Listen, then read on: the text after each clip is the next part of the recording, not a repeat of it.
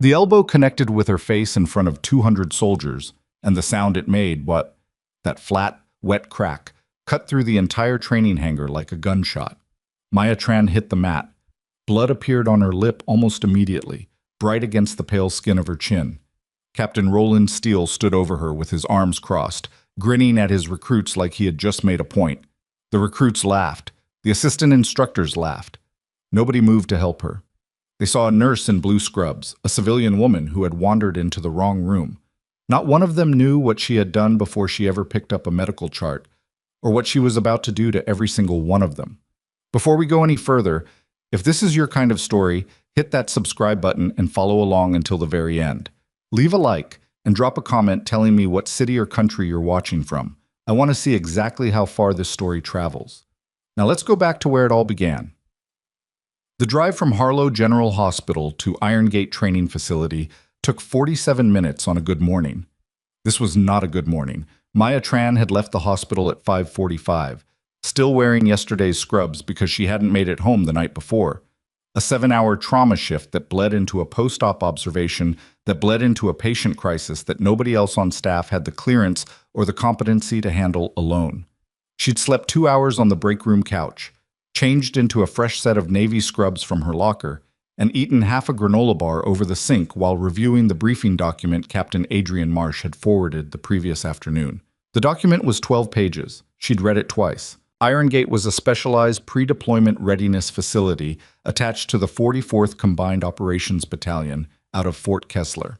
Its training program had been flagged twice in the past 18 months by the Navy's Injury Prevention and Readiness Division, the department that had commissioned Maya's evaluation, for an unusual spike in training-related injuries: dislocated shoulders, a fractured orbital, 3 separate recruits who had suffered concussions during what the paperwork vaguely described as high-contact conditioning drills. That was the polite way of saying someone was running the program too hard and too wrong. Maya's job was to come in, observe, assess, and provide a formal evaluation of the injury response protocols. She was not there to train anyone. She was not there to compete with anyone. She was a trauma nurse with a secondary specialty in tactical medicine, and she had done this kind of consulting work 4 times before for 3 different branches. She knew the drill. What the briefing document had not adequately conveyed was Captain Roland Steele. She pulled her truck into the visitor lot at 7:12 and sat for a moment with the engine off, looking at the facility. Iron Gate was not what civilians imagined when they pictured military training. It wasn't glamorous. It was a collection of low concrete buildings surrounded by a chain-link perimeter, anchored by a central hangar large enough to fit 3 basketball courts end to end. The hangar was where they did the close combat work, according to the document. It was where most of the injuries had occurred. She grabbed her clipboard and her bag and went inside. The duty sergeant at the front desk gave her a visitor badge without looking up from his screen.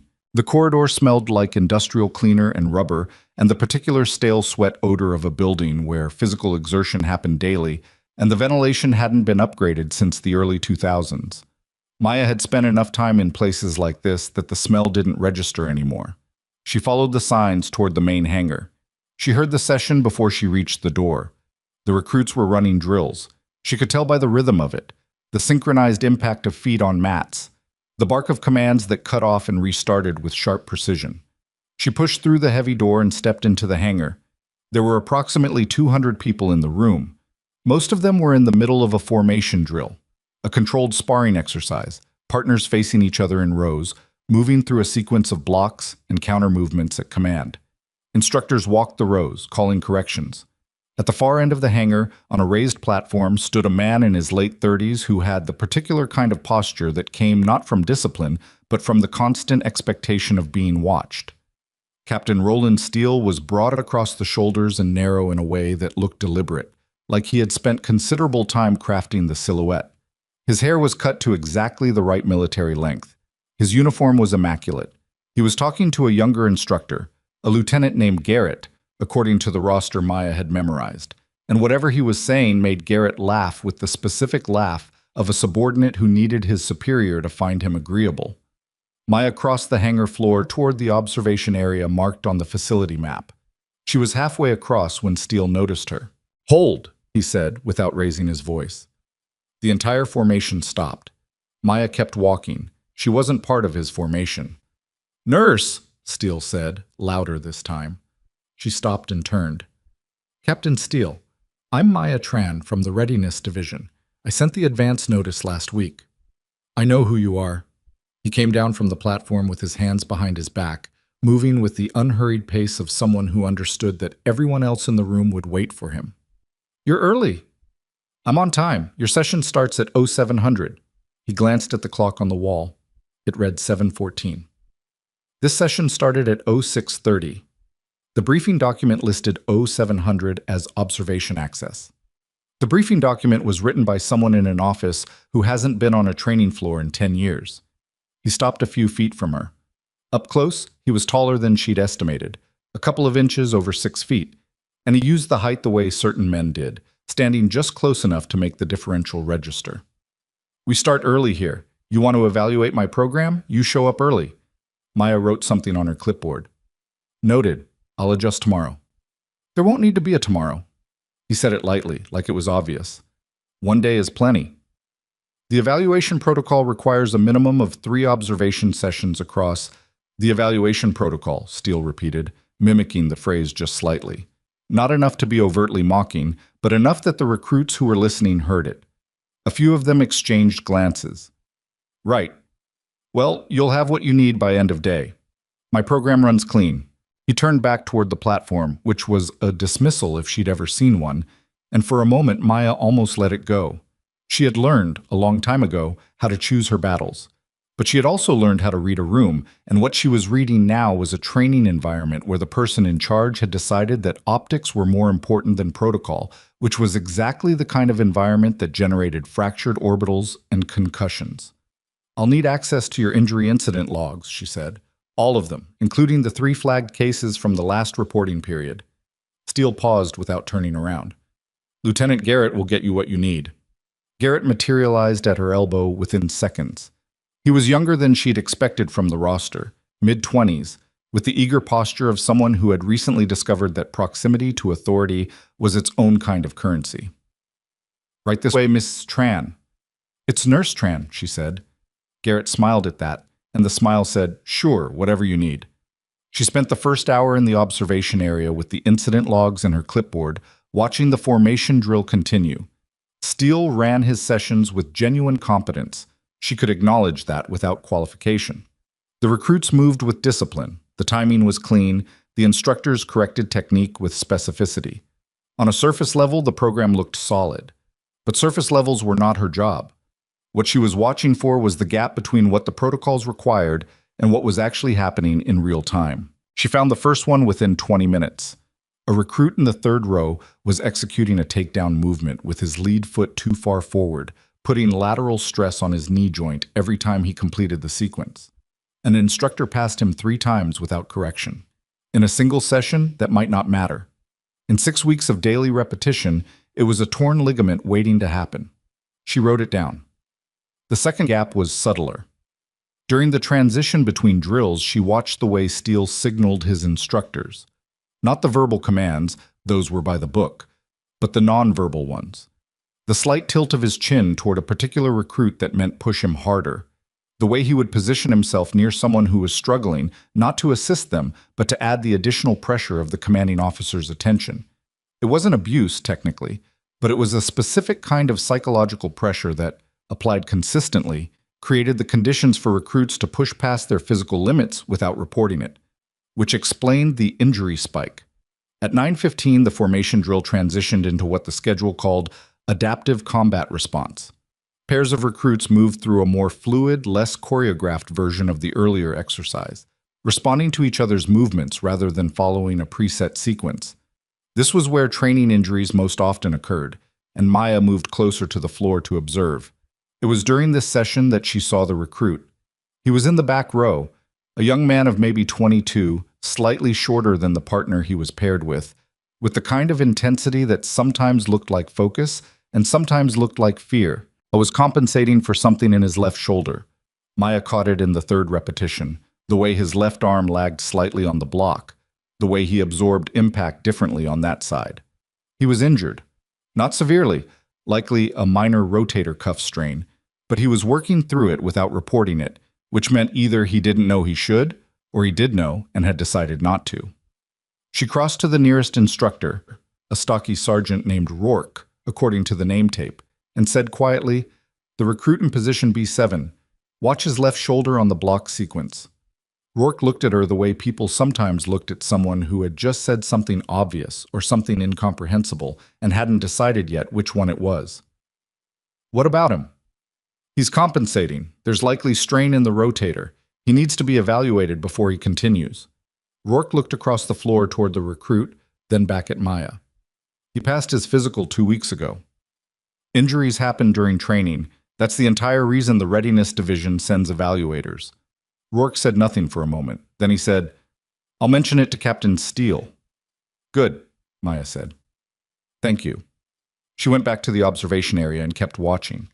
5 minutes later, she looked up and found Steele watching her instead of the drill. He walked over with his hand still behind his back, a posture she was beginning to understand was less about discipline than about making sure no one could see what his hands were doing, which in this case was nothing, but the posture implied that they were constantly ready.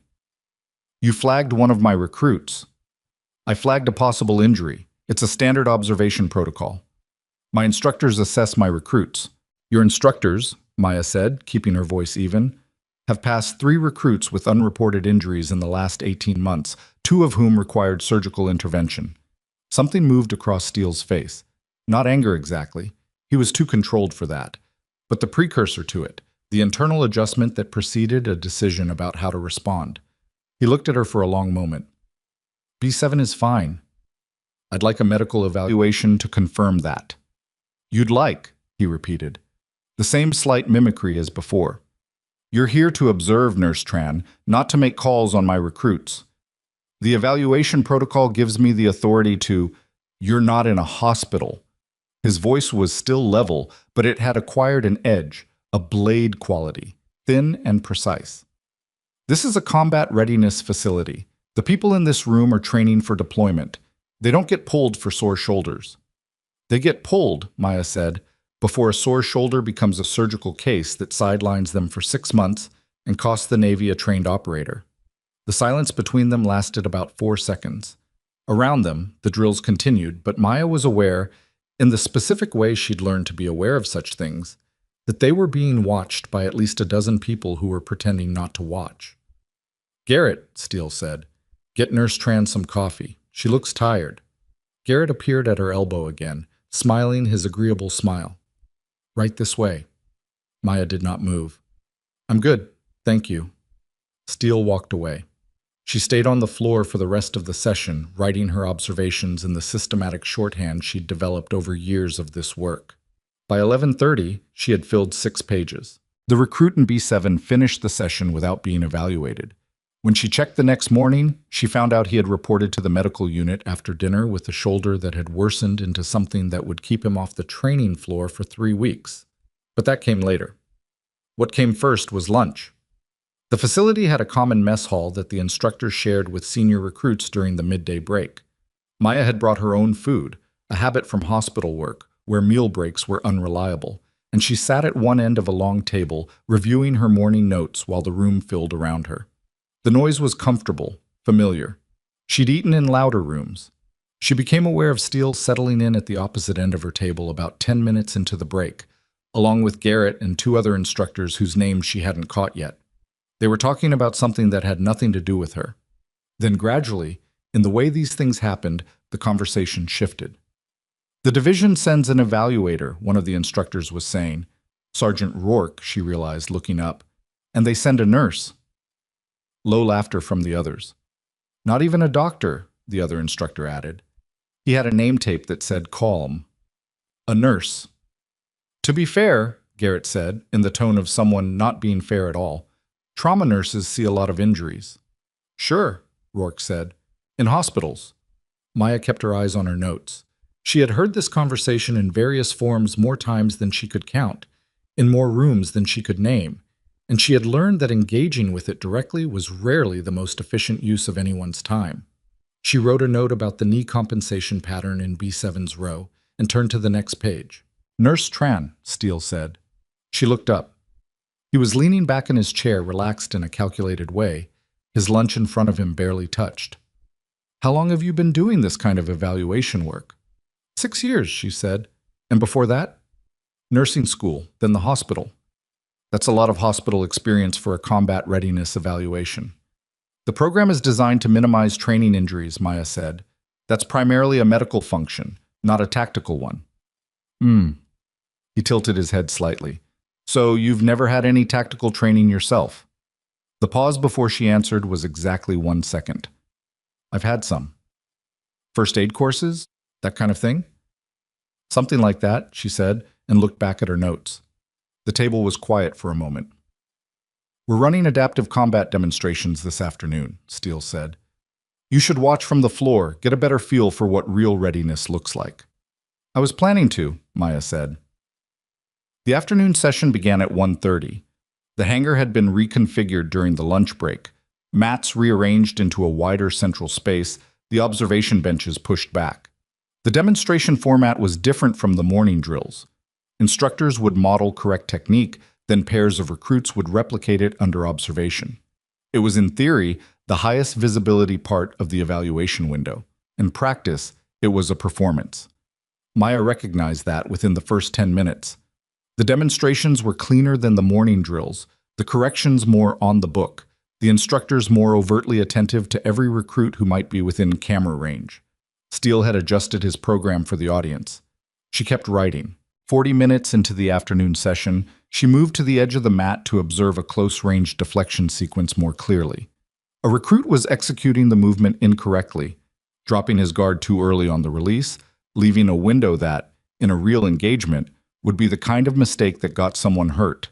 Maya stepped forward and spoke to the recruit directly. "Hold that position," she said. "See where your right hand is? That's your gap. If your partner is going full speed, that's where contact happens." She demonstrated the adjustment, a small correction in the wrist angle that closed the window without disrupting the rest of the sequence. "Try it again." The recruit looked uncertain.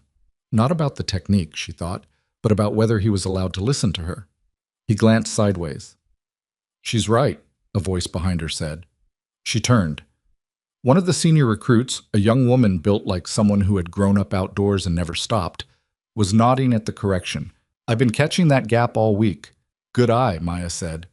"What exactly," said Steele's voice from across the mat, "are you doing?" He was standing on the platform, arms crossed, watching her with an expression that had shed the surface civility of the morning. Something harder was underneath. "Correcting a technical gap," Maya said, "on my training floor. In a session, I'm here to evaluate." "You're here to observe." He came down from the platform, and the room did what it had done before. It oriented toward him, training attention like a lens. The recruit stopped moving. The other instructors stilled. Observe means watch. It doesn't mean touch my recruits. It doesn't mean redirect my drills. And it doesn't mean step onto the mat without permission. The protocol gives me, I don't care about the protocol. He said it flatly, which was more alarming than if he'd said it with heat. Flat meant he'd decided something, and the decision was already behind him, not still in front of him. "You want to show everyone what correct technique looks like, Nurse Tran? Then you get on the mat and show us." The room was completely silent now. "I'm not here to demonstrate," Maya said. "No," Steele agreed. "You're here to tell my people they're doing it wrong, so back it up." He gestured toward the open center of the mat. "Or get back to the observation bench and let me run my session." It was a trap, and she knew it was a trap. If she stepped onto the mat, she was conceding his authority over the situation. If she didn't, she looked like someone who could critique but not perform, which was exactly the narrative he wanted to establish, because it would follow her through the rest of the evaluation, through the final report, through every objection she raised in the next 2 days. What she did instead was set her clipboard on the nearest bench. "Technique demonstration only," she said. "No contact." "Of course," Steele said. Something in his expression shifted. "Lieutenant Garrett, you're up." Garrett moved onto the mat with the relaxed ease of someone who had done this many times. He was not as physically imposing as Steele, but he was quick. She clocked that in the first 5 seconds. And he had the compact, low center of gravity movement pattern that meant he was comfortable fighting someone bigger than himself. They ran through the deflection sequence Maya had been correcting. Garrett as the initiating partner, Maya as the receiver. She moved through it cleanly, demonstrating the corrected wrist position, the adjusted guard angle, the follow-through that closed the gap she'd flagged. Garrett was a professional. He matched her pace without trying to push beyond what the demonstration required. 3 minutes in, she heard Steele say something to Rourke that she didn't catch. Rourke nodded. Then Steele stepped onto the mat. "Let me take over here," he said to Garrett, in a tone that made it a statement instead of a request. Maya stopped moving. "The demonstration is complete. We haven't covered the full sequence. We've covered the corrective technique, which was the point." "My recruits need to see the full sequence," Steele said, with a reasonableness that felt assembled from parts rather than genuine, "including the response to an escalating approach. Standard evaluation requirement." She looked at him. He looked back. Behind him, 200 recruits watched from the edges of the mat in the particular silence of people who have decided to let something happen and are waiting to see what it turns into. "Full sequence," she said. "Controlled speed." "Obviously," Steele said. He was not at controlled speed by the second exchange. He moved faster than the drill required. Not explosively, but incrementally. Each movement pushed just a fraction beyond what the calibration called for. The kind of escalation that was easy to miss if you weren't watching for it, and impossible to call out without sounding like you were asking him to go slower because you couldn't keep up. Maya matched him. She had more to draw on than he knew, and what she drew on now was not anger. Anger was the wrong tool for this. But attention. She watched his shoulders. She watched the micro-shifts in his weight that telegraphed a change in direction. She moved with him, not against him, redirecting instead of blocking, using the energy he brought rather than trying to cancel it. He escalated further.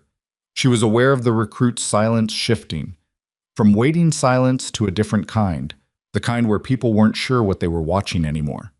She caught a glimpse of the senior female recruit from earlier, watching from the front row with an expression that was not neutral. Then Steele moved outside the drill sequence entirely. It wasn't dramatic. It was a single adjustment. A switch from the open hand movement of the demonstration sequence to a closed forearm, and then a rotation that had nothing to do with the exercise they were supposed to be running. His elbow came in at an angle that was not a sparring angle, not a controlled technique. It was the angle of someone who had decided to make contact and had calibrated the contact to land. It landed across the left side of her face. The sound was quiet and enormous at the same time. Maya hit the mat on one knee, not all the way down.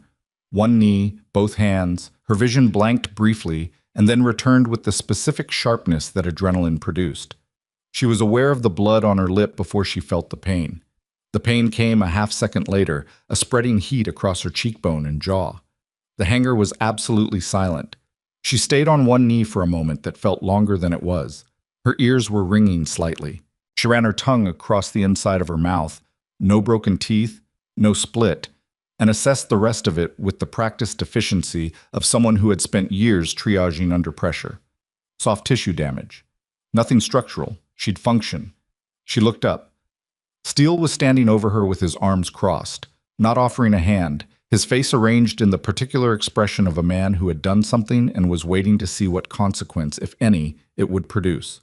Around him, the recruits were still frozen, and in their stillness she read something. Not amusement, not cruelty, but the stunned paralysis of people who had witnessed something that violated whatever they'd been told the rules were. No one moved. No one spoke. Maya pressed one hand against the mat and stood up. Slowly, because rushing it was unnecessary and would read as either panic or performance, and she wanted it to read as neither. She stood up straight, met Steele's eyes for exactly 1 second, and then turned and picked up her clipboard from the bench where she'd set it. She walked to the edge of the mat. "Ms. Tran," Garrett started, with a different quality in his voice now. Something that might have been concern, might have been damage control. "That was, I'll need the full incident log going back 24 months, Maya said, and her voice came out steady and flat in exactly the tone she wanted, including any sessions involving direct contact between instructors and civilian observers. Please have it ready by 0800 tomorrow." She picked up her bag from the observation bench. Behind her, she heard Steele say something low to Rourke. She didn't turn around. She walked to the door, pushed it open, and stepped into the corridor outside the hangar. She stood there for a moment, alone in the corridor with the smell of industrial cleaner and the faint sound of the session resuming behind the door, and she pressed the back of her hand against her lip and looked at the blood there. Her cheekbone was already beginning to swell. She'd need ice. She'd need to photograph it. She'd need to document the time, the witnesses, the exact sequence of movements. She reached into her bag, took out her phone, and made 2 calls. The first was to the Readiness Division duty officer. The second was to a number she hadn't called in 4 years, a number that was not in her contacts list because she kept it memorized, the way she kept certain other things memorized that had nothing to do with medical charts or evaluation protocols. It rang 3 times. "Tran," said the voice on the other end. Flat, crisp, no greeting. Military shorthand from someone who had learned it young and never entirely unlearned it. "Dalton," she said, "I need you to pull something for me. Iron Gate Training Facility, Fort Kessler, 44th Combined Ops." A pause. "How serious?" She looked at the blood on her hand. "Serious enough that I'm calling you instead of filing a standard report." Another pause, longer this time, and she could hear in the silence the specific quality of someone reassessing what they thought they knew about a situation. "When do you need it?" "Tomorrow morning," Maya said. "Early." She ended the call, put the phone in her bag, and walked down the corridor toward the parking lot. The last thing she saw before she pushed out of the building was the security camera mounted above the hangar door, its small red indicator light steady and constant, pointing directly at the spot where she had been standing when Roland Steele drove his elbow into her face. It was still recording. She made sure of that before she left. The parking lot was cold in the way that late autumn afternoons in this part of the country always were. A dry, biting cold that had nothing gentle about it, the kind that got into the joints and stayed. Maya sat in her truck with the engine running and the heat on low, holding a folded piece of gauze against her lip that she'd pulled from the first aid kit she kept in the glove box. The swelling along her cheekbone was already firm to the touch. By morning, it would be visible to anyone who looked at her. She didn't mind that. Visible was useful right now. She took 7 photographs of her face using her phone's front camera, 3 straight on, 2 from the left side, 2 from the right, in the natural light coming through the windshield. She noted the timestamp on each one. She wrote 3 sentences in her evaluation notes app describing the mechanics of the contact, the arm position, the angle of approach, the transition from open-hand drill sequence to closed forearm strike, the approximate force. She noted the number of witnesses she estimated had direct line of sight. She noted that Lieutenant Garrett had been standing within 12 feet. Then she sat back and let herself feel the throb in her face for about 90 seconds without doing anything about it. It wasn't self-pity, it was information. Pain had always been information to her, her body reporting what her mind was already processing. The throb said, "This was real, this was deliberate, this will not be easy to walk back." She filed it alongside everything else she'd collected today. She drove to the nearest pharmacy, bought an ice pack and 2 extra-strength anti-inflammatories, and sat in the pharmacy parking lot with the ice pack held against her cheek, eating the other half of the granola bar she'd started that morning. Her phone buzzed 3 times in 20 minutes. She didn't check it until the ice pack had done what it was going to do. The first message was from the Readiness Division duty officer she'd called. Lieutenant Commander Priya Solis, who Maya had worked with once before on a base evaluation in a different state, and whose response time was, as always, faster than any reasonable person expected. Received. Flagging for morning review. Do you need medical evil tonight? Maya typed back, no. Documented. Proceeding as planned. The second message was from a number she didn't recognize until she read the first line. Reeves here. Got your message through Dalton. On it. She didn't know a Reeves. That meant Dalton had looped someone in without telling her, which meant Dalton had decided the situation warranted more than a records pull. She filed that under useful but watch it and moved on. The third message was from a local number with no name attached. It read, "This is recruit Anaya Voss. I was in the front row this afternoon. I want to talk to you." Not on base. Maya read it twice. Then she typed, "Where and when?" The response came in under a minute. Diner on Kersey Road. The Catch. 7 p.m. She glanced at the clock on her dash. It was 4:43. She had time to get ice on her face, find somewhere to sit, and think about what she was walking into. The Catch was the kind of diner that had been the same diner for 40 years. Counter seats with cracked vinyl, a pie case that was taken seriously, coffee that arrived in thick ceramic mugs without anyone asking. Maya got there at 6:50 and ordered coffee and a bowl of soup that she mostly used to warm her hands. The swelling on her cheek had settled into something that wasn't dramatic but was unmistakably there, and the waitress who brought the soup glanced at it once with an expression that she smoothed over quickly. Anaya Voss arrived at 7:03 in civilian clothes, jeans and a gray pullover, and without the body-forward posture of the training floor. Out of context, she looked younger. She slid into the booth across from Maya and looked at her face without pretending not to. "That's worse than it looked from across the mat," she said. "It looks worse than it feels," Maya said, which was partially true. "You're the one who agreed with the correction." "Yeah." Anaya wrapped both hands around the mug the waitress had already set down. "And then Steele called Garrett over and I couldn't hear what he said, but right after that he stepped on the mat himself." She paused. "That wasn't an accident." "I know. He does that. Not usually that far, but he does it. When someone makes him look like he might be wrong, he finds a way to make them the problem instead." Anaya looked at the table. "There's a recruit in Baker Company, Hernandez. He's been covering a shoulder injury for 3 weeks because he reported a pain issue in week 2, and Steele ran him an extra hour that afternoon, in front of everyone, so nobody reports anything anymore." Maya set down her spoon. "That's the pattern I've been looking at in the incident logs." "The logs don't show it," Anaya said, "because the injuries that come out of it, they happen later, after training, in the barracks. People report them as general activity injuries, not training-related, because if you report it as training-related, Steele hears about it." This was not a surprise, but it was confirmation, which was different from suspicion and considerably more useful. "Will you put that in writing?" Maya asked. Anaya was quiet for a moment. "If I put it in writing, I'm done here. He'll find something, some performance failure, some violation of conduct. It doesn't have to be real. It might not come to that." "With all due respect," Anaya said, looking directly at her, "you've been here one day. I've been here 6 weeks. I know what it looks like when he decides someone is a problem." She glanced at Maya's cheek. "He decided you were a problem around 9 this morning. What happened this afternoon was because you didn't back down when he expected you to." Maya drank her coffee. It was genuinely good coffee, which she noted without it changing anything about the situation. "What do you need from me?" she said, "in order to give me something in writing?" Anaya looked at her for a long moment, the kind of look that was measuring something specific, not intelligence or credentials, but something harder to name. The kind of look that asked, "Are you going to still be here next week, or are you going to disappear into a report that nobody reads?" "I need to know this goes somewhere," Anaya said. "I've seen evaluations before. The evaluator comes, takes notes, files something that gets buried in a process that takes 14 months, and produces a recommendation that gets partially implemented.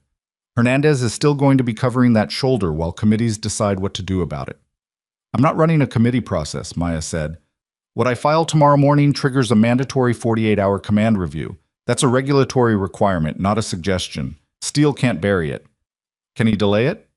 "For about 6 hours," Maya said. "After that, it's above his pay grade." Something in Anaya's posture shifted, not relaxation exactly, but a slight release of the specific tension that came from carrying a decision alone. "Hernandez isn't the only one," she said. "I can give you 4 names." "I'll take them." They stayed at the catch for another hour and 20 minutes. By the time Maya walked back to her truck, she had 4 names, 8 specific incidents, and a handwritten account that Anaya had produced from the back pocket of her jeans.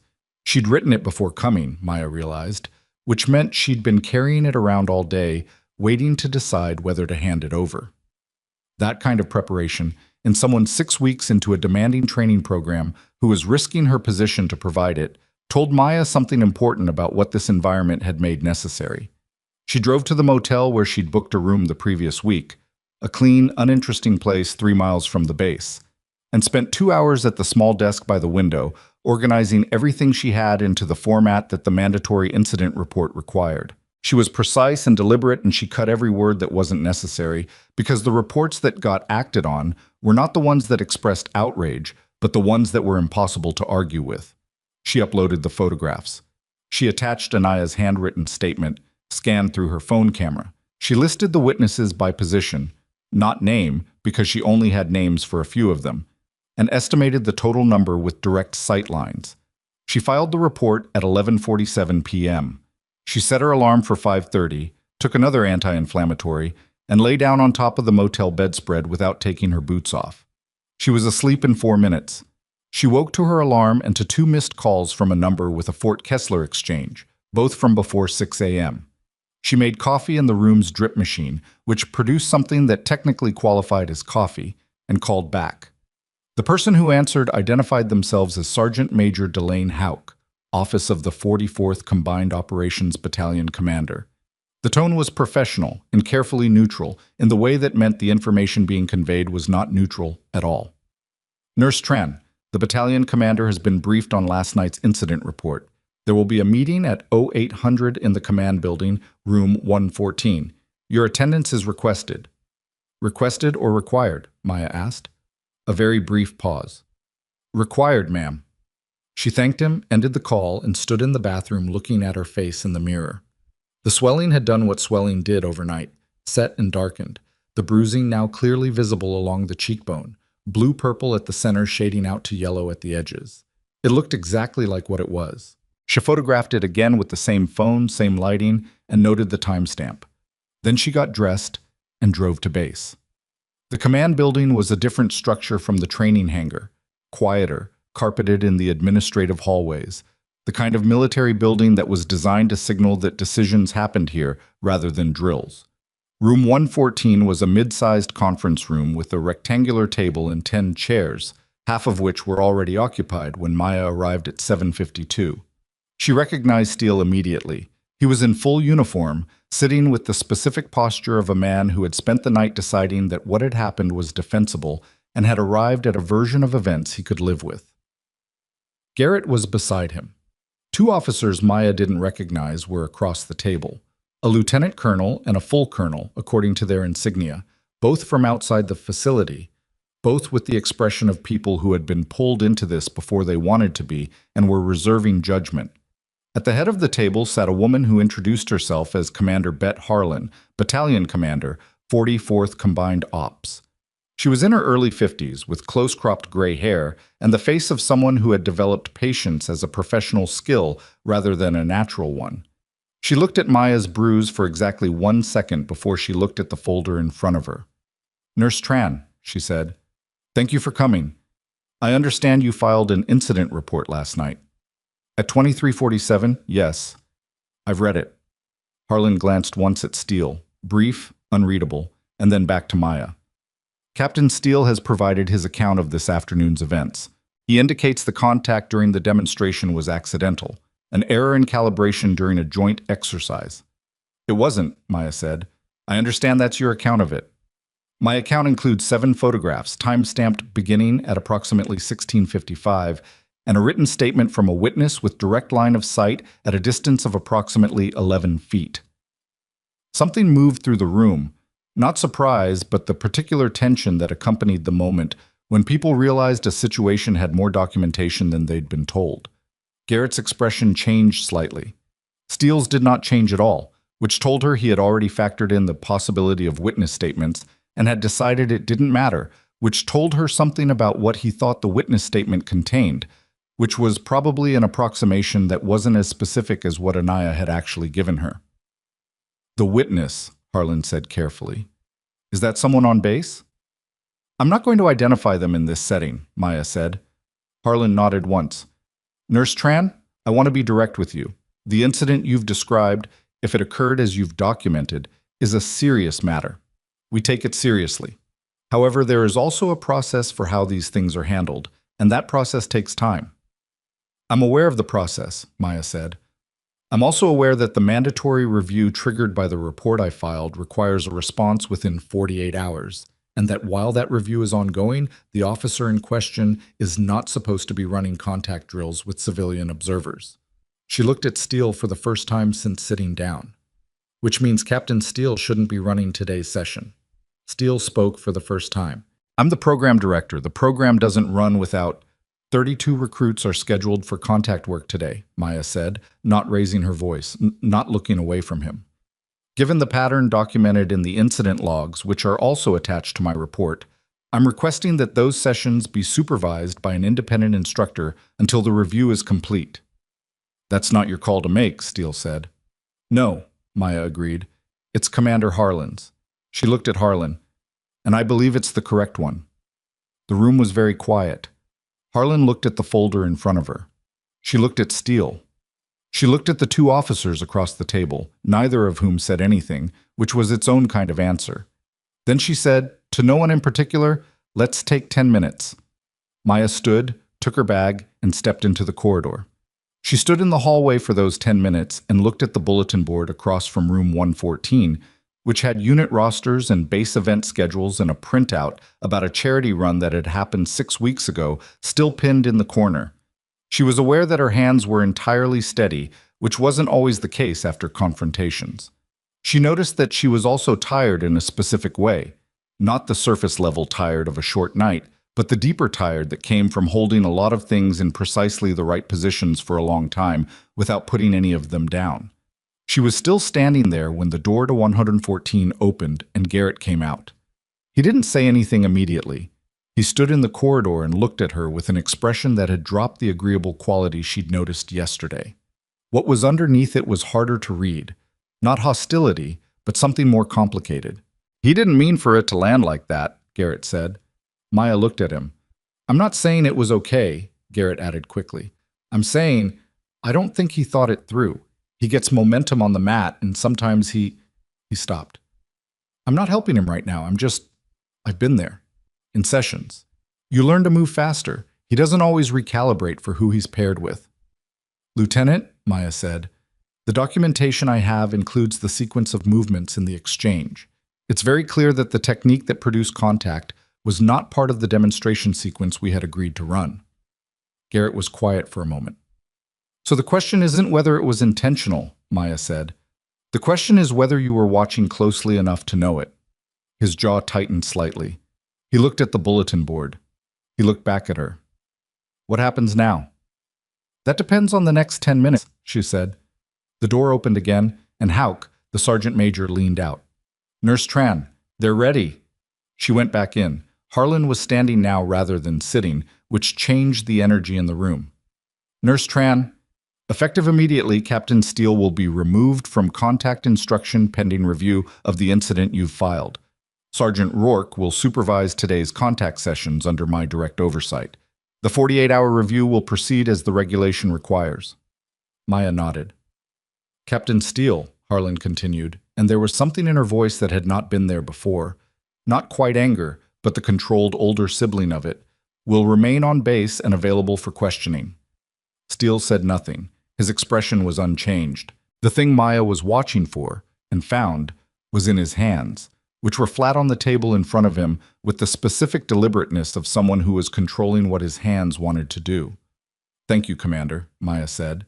She left the meeting at 8:43 and went directly to the medical unit to check on the recruit Anaya had named, Hernandez specifically, and found him at breakfast and noted the compensation pattern in the way he carried his tray before she'd even spoken a word to him. By 10 a.m. she was on the training floor again, clipboard in hand, watching Rourke run the contact session. The recruits moved differently without Steele in the room. Not better, not worse, but differently, with a quality in their attention that she interpreted as they are used to performance watching, and this is the first session in a while where it doesn't feel like that. She was still on the floor at 11:15 when her phone buzzed with a message from the number that had signed off as Reeves. She read it twice before it fully registered. Pulled the footage from the external security system. Hangar camera. Have a full 12-second sequence, unobstructed. You need to see this before Steele does. Maya stood very still in the middle of the training floor for 3 full seconds. Then she typed, "When can you send it?" The response was immediate. "I can't send it. You need to come to me. Fort Kessler JAG office. Ask for Warrant Officer Reeves. Don't call ahead." She looked up from the phone. Across the floor, one of the recruits in the back row was executing the same deflection sequence she'd corrected yesterday, and doing it correctly now, the wrist angle exactly right, the gap closed. He didn't know she was watching. I was just doing it right because it was the right way to do it. She put the phone in her pocket, picked up her clipboard, and told Rourke she needed 2 hours off-site. He didn't ask why. Something in his face said he was beginning to understand that the pieces of this situation were larger than what he could see from where he was standing, and that asking too many questions right now had a cost attached to it. She drove to Fort Kessler. The JAG office was in the administrative complex on the east side of the post, a low building with a waiting room that smelled like printer paper and old carpet. The receptionist directed her to a back office without hesitation, which meant Reeves had told them to expect her. Warrant Officer Dana Reeves was a compact woman somewhere in her mid-40s with short, natural hair and reading glasses pushed up on her forehead. She had the desk of someone who processed significant information in both directions and had developed a system for it. She stood when Maya came in, shook her hand once, and went directly to a laptop on the side of the desk without preamble. "Dalton told me what you were doing out there," Reeves said, angling the screen toward her. "I pulled the external camera logs as part of a separate audit I'm running on the facility. Routine, not connected to your report. What I found was not routine." She pressed play. The footage was from the exterior hangar camera, mounted above the side entrance, angled inward through the reinforced glass panels along the upper hangar wall. It wasn't the same angle as the interior cameras Steele used for training footage, which were positioned to capture the mat directly. The exterior camera captured the mat at a diagonal, from above and to the left, which meant it caught something the interior cameras, positioned lower and head-on, would not. It caught Steele's arm. Specifically, it caught the 12-second sequence leading up to the contact. The transition from the open-hand drill movement, the deliberate shift of his forearm, the half-step that repositioned his body weight to generate force, and the angle of the strike, all of it visible in a single uninterrupted frame, unobstructed by other bodies, in crisp enough resolution to read his expression in the 2 seconds before contact. He was looking directly at the back of Maya's head, not at her hands, which was where an instructor monitoring technique looked during a demonstration, at the back of her head, with the flat, assessing focus of someone who had selected a target. The footage played. The contact happened. Maya watched herself drop to one knee on the screen, and she watched the room freeze around her, and she watched Steele cross his arms, and she watched all of it from the outside for the first time. And it was different from the inside in the way that all things looked different when you could see the full picture instead of just the part you were standing in. "This is enough," she said. "This is more than enough," Reeves confirmed. "But there's something else." She scrolled back 10 seconds before the clip started. "Watch the corner, right there." Maya leaned in. In the lower right corner of the frame, at the edge of where the hangar camera's angle caught the interior, a figure was partially visible, standing near the base of the observation bench, not on the mat, facing the direction of the demonstration. It was Garrett, and he was recording on his phone. Maya straightened up slowly. "He recorded it," she said. "He recorded it," Reeves confirmed, and then he deleted the recording, because right here, she advanced to a timestamp 11 minutes after the contact. "You can see him in the parking lot, at his car, and he's on his phone for 4 minutes. And the phone records I pulled as part of the audit show an outgoing message to Steele's personal number during that window." The room was very quiet for a moment. "So he had footage," Maya said. "Had it, sent something to Steele, deleted it. Which means Steele knew what was on it. Which means," Reeves said, taking her glasses off her forehead and putting them on, "that what we have is not just an incident of physical misconduct. What we have is a coordinated attempt to manage the evidence of it." Maya stood very still in the small office with the printer paper smell and the afternoon light coming through the narrow window, and she understood with the specific clarity that came at the intersection of preparation and evidence that everything she had done in the past 22 hours, every documented photograph, every precise note, every careful word in that incident report, had just become something considerably more significant than a standard evaluation finding. Her phone buzzed in her pocket. She pulled it out. The message was from Lieutenant Commander Solis at the Readiness Division, and it said 4 words. "Headquarters has been notified." And then, 30 seconds later, a second message from Solis. "They're sending someone." Maya looked at Reeves. Reeves looked at Maya. "When?" Maya asked, to Solis, typing fast. The reply took 40 seconds that felt considerably longer. "They're already en route. They're already en route." Maya read the message a second time, then put the phone face down on Reeves's desk and looked at the wall for a moment, not zoning out, but processing, the same way she processed a trauma intake when 3 things were wrong simultaneously, and she had to decide which one to move on first. "Who does Dalton work for now?" she said. It wasn't quite a question. Reeves leaned back in her chair. "NCIS, Special Investigations. He was reassigned 14 months ago from the 8th Fleet Advisory Group. So when I called him, I called NCIS. You called someone who has an NCIS badge and enough sense to know what a pattern of injury suppression at a combat training facility looks like when it gets handed to him." Reeves folded her glasses and set them on the desk. "He made 2 calls before he called me. I don't know who the second one was." Maya picked up the phone again. Solis's message was still on the screen, already en route, and the timestamp showed it had come in 4 minutes ago. If they were en route, they had been dispatched before Maya walked into this office, which meant the decision had been made on the basis of what she filed last night. Before anyone at JAG had the footage, before Reeves had connected the deletion to Garrett's phone records, which meant what she had filed was enough on its own. She had known it was thorough. She hadn't been certain it was enough. "I need to be back at the training facility when they arrive," she said. "Agreed." Reeves was already printing something from the laptop. "Take this." She handed Maya 2 sheets, printouts of the footage stills, time-stamped, with Garrett's figure in the corner clearly visible in the second image. "I'm keeping the originals. These are your working copies. Don't let them out of your hands."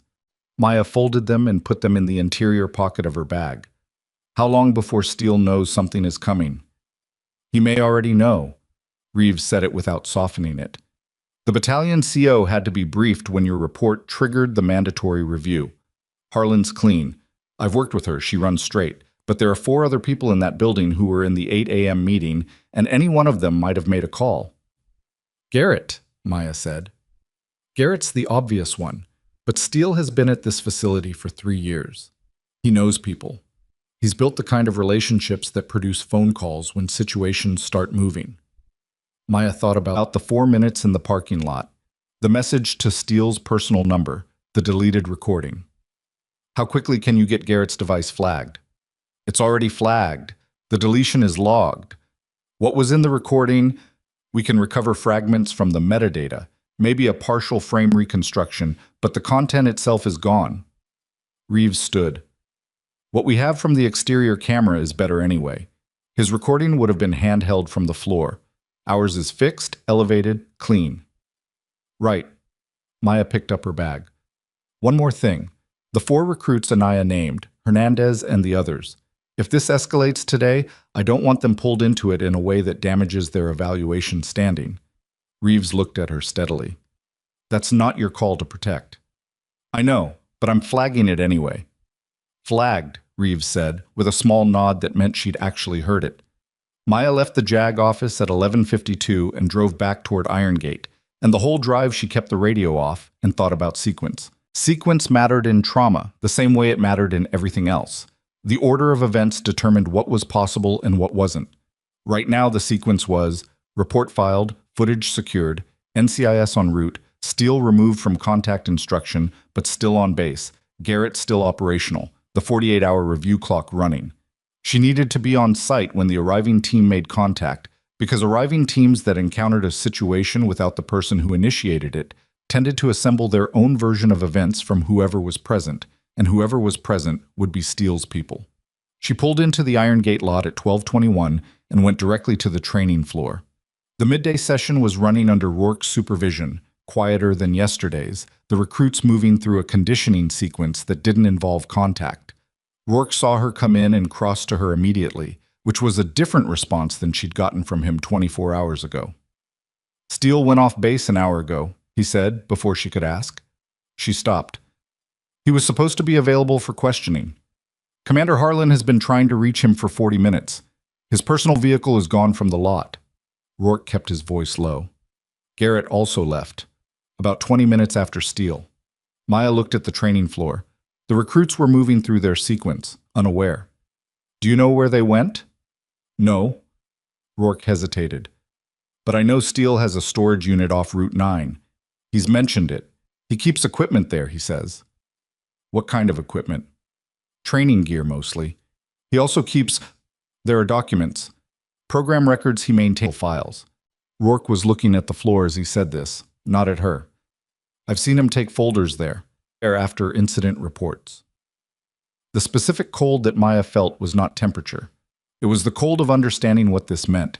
If Steele had parallel records, unofficial copies of incident reports, of evaluations, of whatever else he'd been managing off-book, and he had an hour's head start and knew something was coming, those records were either already destroyed or about to be. She called Reeves. Reeves picked up on the second ring. "Tell me." "Steele's off base. Garrett, too. There's a storage unit on Route 9. Rourke says he keeps parallel records there." 3 seconds of silence. "I'm calling Dalton right now. Don't go near the storage unit. I mean it. Not within a mile of it. If you touch anything in that chain before we have authorization, the whole evidence thread becomes challengeable." "I know," Maya said. She did know. She just needed to hear someone else say it clearly, so the part of her that wanted to move on it directly would stand down. "Stay on base, stay visible. If the incoming team arrives before I get there, you are the person who filed the original report. You don't speculate. You give them the folder and you let them work." Maya ended the call. She stayed on the floor for the next 40 minutes, which were the most frustrating 40 minutes she'd spent in recent memory, watching recruits do conditioning work while the actual situation moved entirely outside the room she was in. She was not good at waiting. She had never been good at waiting. It was the thing that had made her better at trauma nursing than at almost anything else. Because trauma didn't let you wait. It made constant demands on your attention and your hands, and the waiting that existed between patient arrivals was never real waiting, because you knew another one was coming and you used the interval to prepare. This was different. This was waiting where the outcome was determined by other people's decisions in other locations, and all she could do was be precisely where she was supposed to be. At 1:17 p.m., a black SUV pulled into the Iron Gate lot. She saw it through the hangar's upper windows, the windows Reeves's camera had shot through, and she watched it park, and she watched 3 people get out. 2 in civilian clothes, 1 in uniform. The uniformed one was a commander she didn't recognize. One of the civilians was a woman in her 40s in a dark jacket. The other was Dalton. She had not seen Dalton in 4 years, and he looked approximately the same as he had then. Not because he hadn't aged, but because he had aged in the way that some people did, settling into his face rather than deteriorating from it. He was carrying a briefcase and moving with the specific economy of motion that she recognized from a long time ago in a very different context. She was at the hangar door when they came through. Dalton saw her and nodded once. The gesture communicated, "I see you. I know what happened to your face. We'll talk in a moment. Not here." The female civilian identified herself as Special Agent Maureen Falk. The uniformed commander was a JAG officer named Steele, brought specifically for the legal component of what this had become. They set up in Commander Harlan's conference room. Harlan herself present, composure intact, her body language suggesting. She had spent the past 2 hours arriving at certain conclusions about her own institutional exposure and had decided that cooperation was not just the ethical position, but the practical one. Maya laid out everything in sequence. She did it the way she'd been trained to do it in a different life.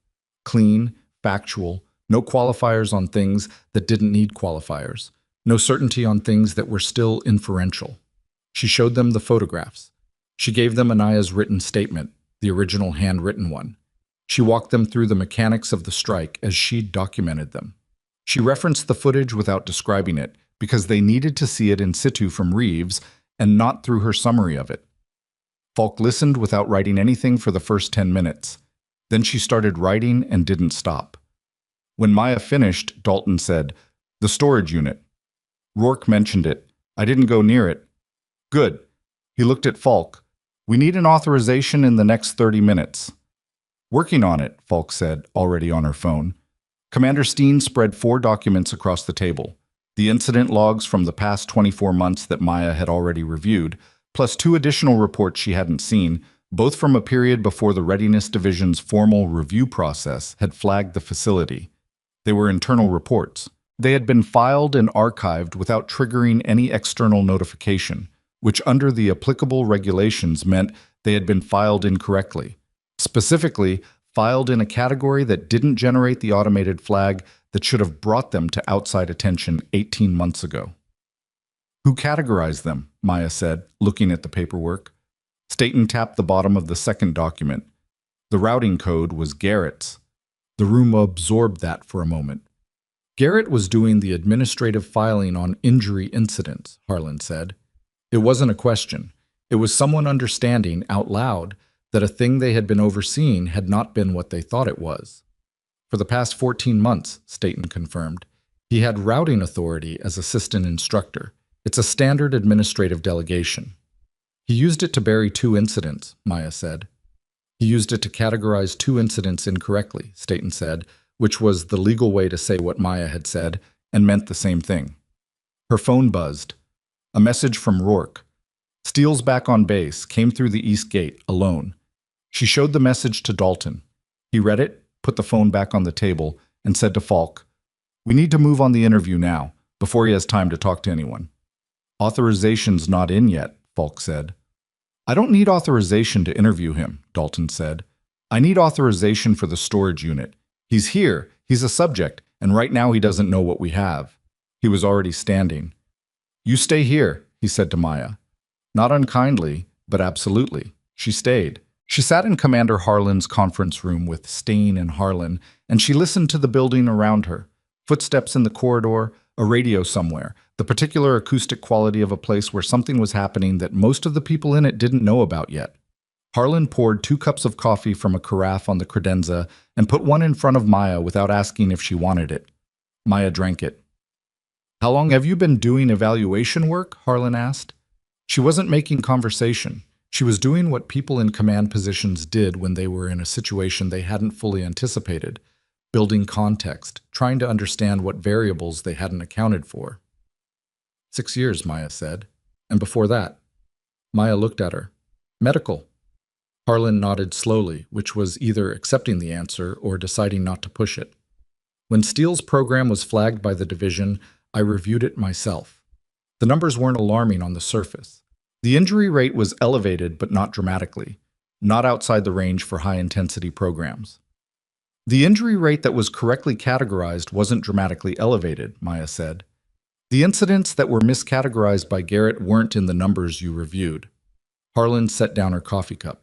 It made a quiet sound on the table. "No," she said, "they weren't."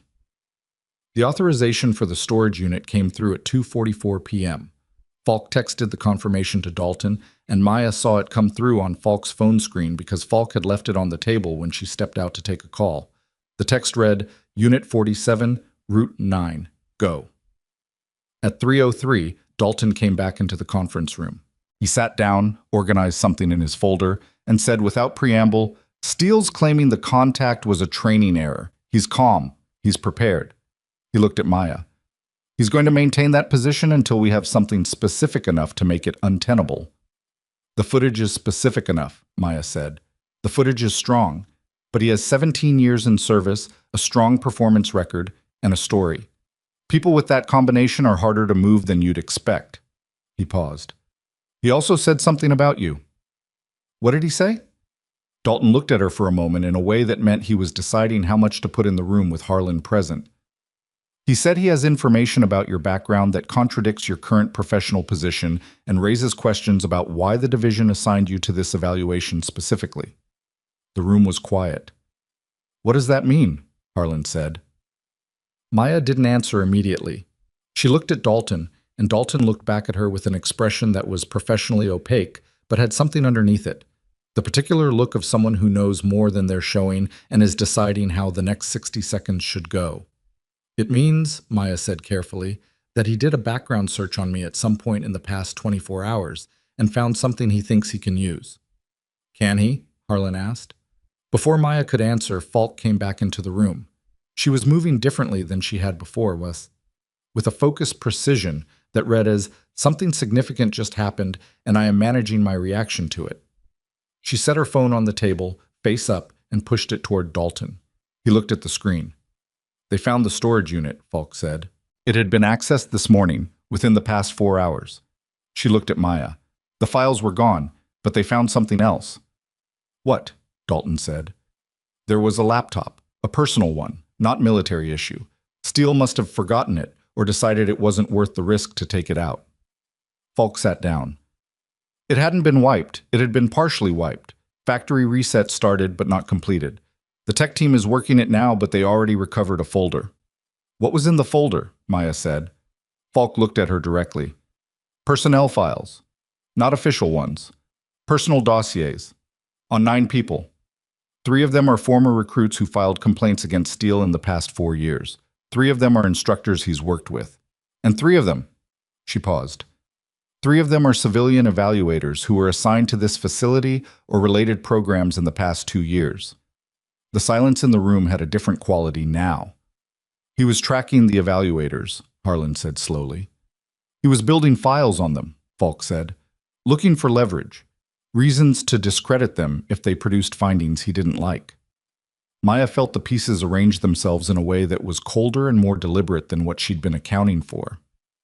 This was not a man who had lost his temper on a mat and struck a civilian observer.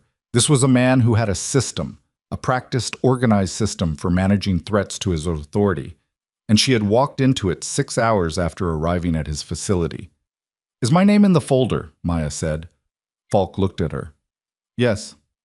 What does it say? Falk picked up the phone and read from the screen. Former service. Classified designation. Reason for separation unspecified but flagged as under review. Current assignment at Harlow General. Employment confirmed. Evaluation history. 4 prior facilities. Outcomes summarized. She looked up. And one note at the bottom, added within the last 24 hours based on the timestamp. She paused.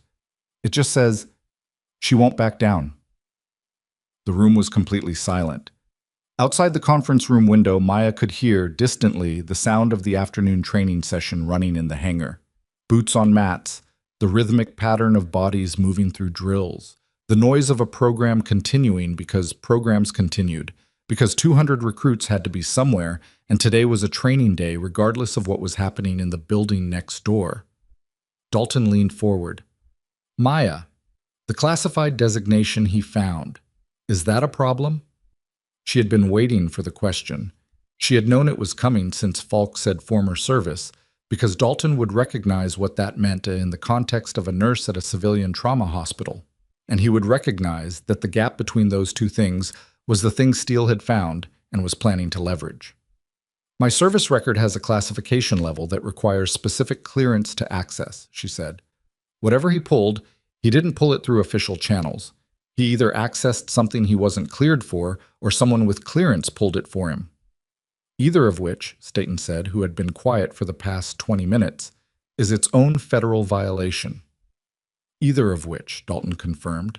Maya looked at the table, then she looked at Falk. What was the classified designation, specifically? Falk read from the phone again. Nesvau, SO, followed by a unit code that's been redacted in what we recovered. Nesavar, Naval Special Warfare, SO, Special Operations. Harlan made a small sound that wasn't a word. You were a SEAL, Harlan said. Not a question. The tone of someone who had just resorted every interaction from the past 24 hours through a completely different frame. I was, Maya said. And then I wasn't. And then I was a nurse, which is what I am now, and it's what I've been for 6 years, and it has nothing to do with this evaluation except that Steele found it and decided it was something he could use to make me look like I had an agenda. She looked at Dalton. Does it change what we have? It changes nothing about the evidence, Dalton said. It adds a complication to the narrative if this goes to a proceeding. He'll argue she was there to humiliate him, Falk said, not unkindly. That she sought the conflict on the mat because she had the training to handle it, and she wanted to expose him. I didn't seek anything, Maya said. I documented everything in real time. I filed the report the same night. I didn't retaliate on the mat. I walked away. I know that, Falk said, but we need to be ahead of it. The conference room door opened. It was one of the base MPs, a young corporal who looked like he'd been moving fast and had arrived before he'd quite caught his breath. Agent Falk, they need you in Building 3. He looked at the table and then back at Falk. Garrett's asking for a lawyer, and he's asking to make a statement. Falk was on her feet immediately. What kind of statement? Dalton said. The corporal looked briefly uncertain about how much he was supposed to say. He's saying Steele gave him the order, the deletion. He's saying it wasn't his idea. The room moved, people standing, chairs pushing back, the controlled urgency that replaced stillness when the situation required it.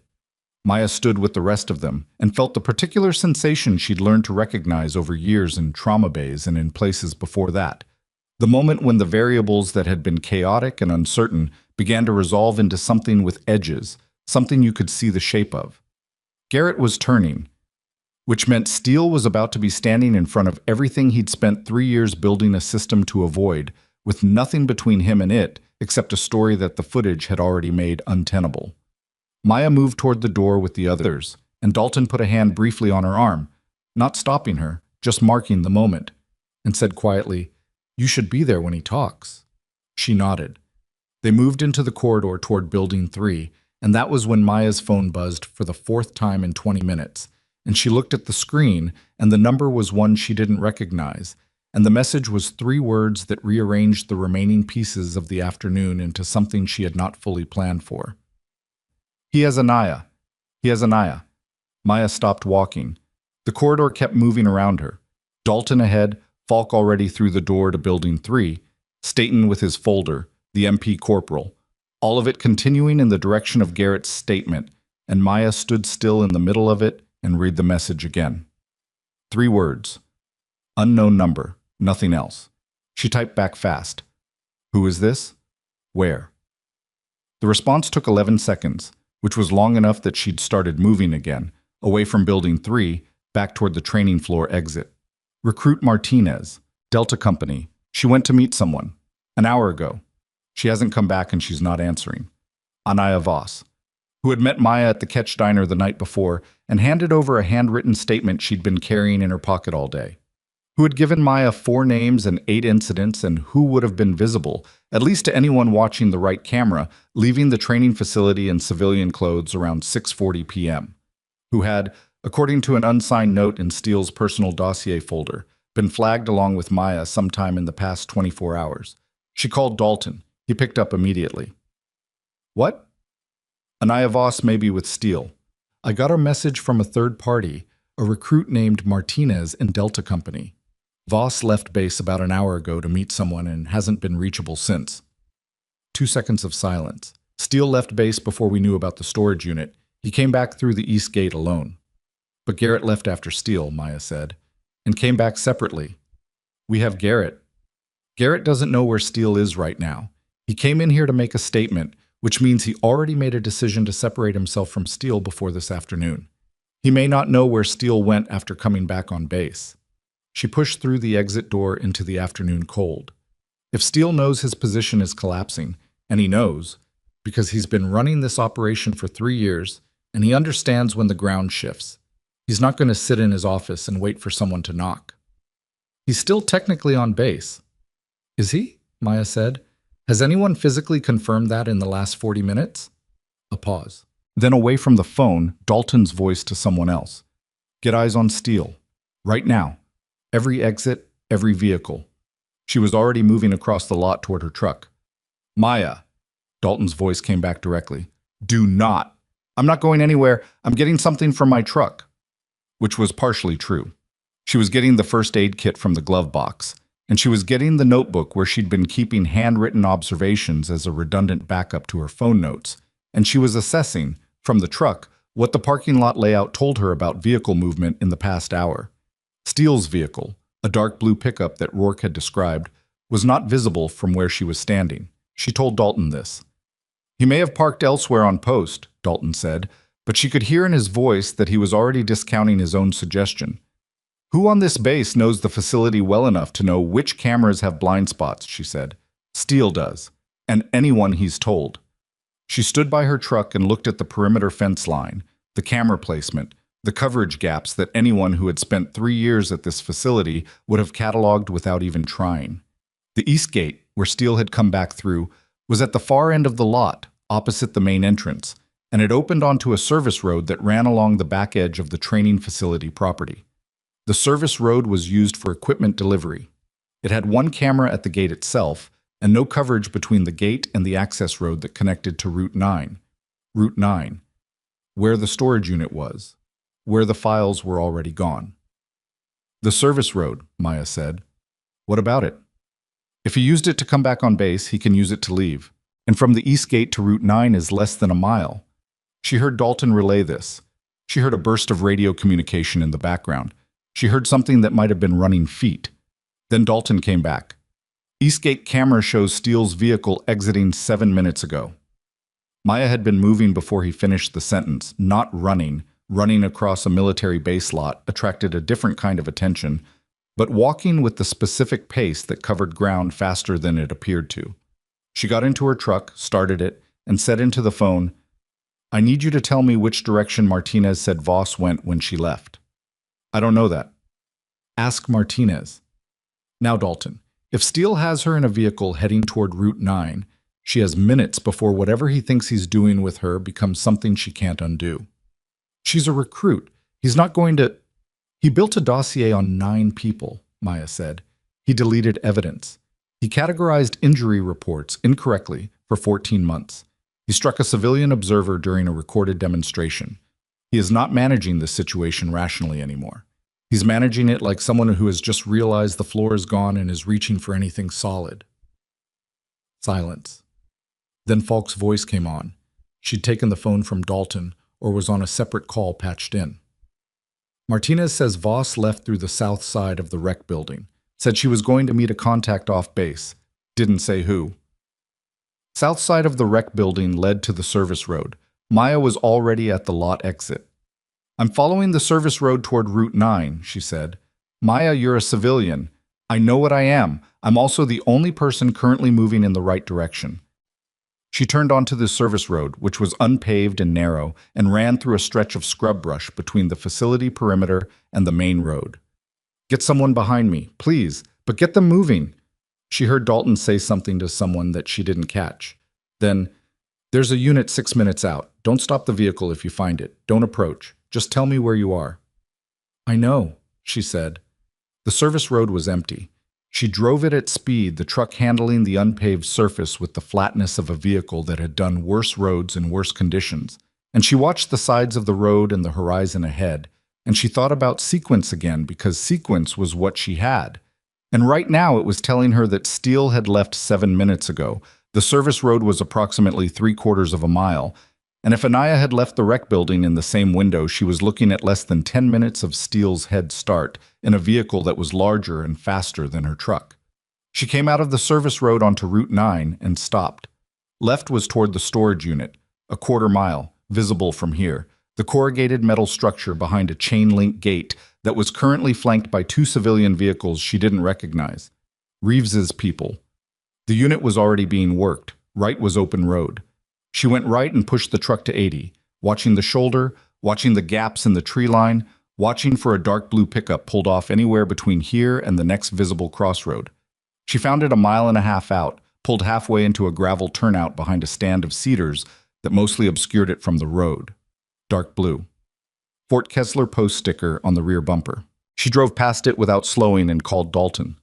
Found the vehicle. 1.5 miles east of the Iron Gate Service Road exit on Route 9. Gravel turnout, cedar stand on the north side. She kept driving. 2 people visible through the rear window. Driver is Steele-sized. Passenger is smaller. "Do not stop," Dalton said. "I didn't stop." She pulled over 200 yards past the turnout, on the opposite side of the road, with a clear line of sight in her side mirror to the cedar stand. "I'm stationary. I can see the vehicle from here. Our unit is 4 minutes out." "Copy." She kept her eyes on the mirror. The pickup wasn't moving. She could see the silhouettes, 2 heads close together, which in a different context meant conversation, but in this context meant Steele had positioned himself between the passenger and the door, which was something people did when they wanted to control whether the other person could exit. She knew the geometry of it. She'd been trained in the geometry of it, a long time ago in a very different place. Anaya was in there, and she was not moving much. 3 minutes felt like considerably longer than 3 minutes. At 2.5, the pickup's engine turned over. Maya saw the reverse lights come on. She was on the phone immediately. "He's moving." "Our unit, he's moving now. If he pulls onto the route heading west, he's going back toward the base. If he goes east, he's heading toward the 47 interchange, and I lose him in 4 minutes. The pickup reversed out of the turnout slowly. It sat on the road's edge for a moment, which was the worst moment, because it meant a decision was being made inside the vehicle that she couldn't see or influence, and then it turned east. Maya pulled out and followed at 200 yards, close enough to maintain visual, far enough that the specific make and model of her truck wasn't immediately identifiable in a rearview mirror at speed. Heading east, she told Dalton, toward the 47. Do not lose him. Do not catch him. Unit is redirecting. She drove with both hands on the wheel and the phone on the seat beside her on speaker, watching the pickup at 200 yards, maintaining the gap. Steele was driving at speed, but not erratically. He wasn't panicking, which meant either he didn't know she was behind him, or he was compartmentalizing the way people did when they'd decided on a course of action and were running it out to the end. She couldn't tell which from this distance, and it didn't change what she was doing either way. The 47 interchange appeared in the distance, the overpass, the on-ramps, the split between north and south. The pickup slowed. Not for the interchange. It slowed and moved toward the shoulder, and for 1 second Maya thought he'd seen her, thought this was about to become a different situation, the kind she hadn't had to manage in years and genuinely did not want to manage on a 2-lane highway in the late afternoon. And then she saw why he'd pulled over. There was already a vehicle in the turnout at the interchange, a silver sedan, civilian, parked facing back toward Iron Gate. And as Steele's pickup pulled in behind it, the driver's door of the sedan opened. A man got out. Not military postured, civilian clothes, older, with the careful movements of someone who did not want to be noticed. He went directly to the driver's side of Steele's pickup, and the window came down. Maya stopped on the shoulder 250 yards back and picked up the phone. He's meeting someone. Silver sedan at the 47 interchange turnout. I can't read the plate from here. Describe the driver, Dalton said. Older, civilian, moving deliberately. He came ready for this meeting. He was already there when Steele arrived. Plate, Dalton said, away from the phone. Now, anybody in the area of the 47 and Route 9. The conversation at the pickup was brief, under 2 minutes. The sedan driver did most of the talking. Steele, from what Maya could read at this distance, was listening. At one point, he looked back toward the road behind him, a single sweeping check, and Maya was already looking at her phone when he did it, her face angled down, the truck stationary and undistinguished against the shoulder. He looked forward again. The sedan driver went back to his car. Steele's pickup pulled back onto the route, not east toward the 47, but west. Back the way he'd come, back toward Iron Gate. Maya gave him 30 seconds and pulled out. She called Dalton. He's coming back. I heard. We're running the plate on the sedan now. A pause. The unit is at the facility, ready when he arrives. What about Anaya? What about her? She's still in the truck with him, Maya said. If he's coming back voluntarily, either the meeting just changed his calculus or he's decided that returning under his own power looks better than being found gone. Either way, she's still in that vehicle, and I want someone at the east gate when he comes through. Done, Dalton said. Maya drove back at a moderate speed, letting the gap between herself and the pickup grow, because she didn't need to be right behind him now. She knew where he was going. She drove with the window cracked despite the cold because the air helped her think. And she spent the drive thinking about the man in the silver sedan and what his presence meant, who had enough advance notice of the situation to be staged at an interchange turnout ahead of a man who'd been on base all day, who had the kind of relationship with Steele that made a highway roadside meeting the appropriate channel. And what exactly had been conveyed in under 2 minutes that had turned Steele around? Someone had made a call. Not Garrett. Garrett was in Building 3 asking for a lawyer. Someone with enough institutional reach to know where things stood and enough skin in the game to want to do something about it. The plate would answer the first part of that question. By the time she reached the Iron Gate lot, Steele's pickup was already inside the east gate, and 2 of Dalton's people were at the vehicle. She parked, crossed to them at a walk, and arrived as Anaya was getting out of the passenger side. Anaya looked at Maya with an expression that was not quite relief and not quite fury, but occupied the specific emotional territory between those 2 states.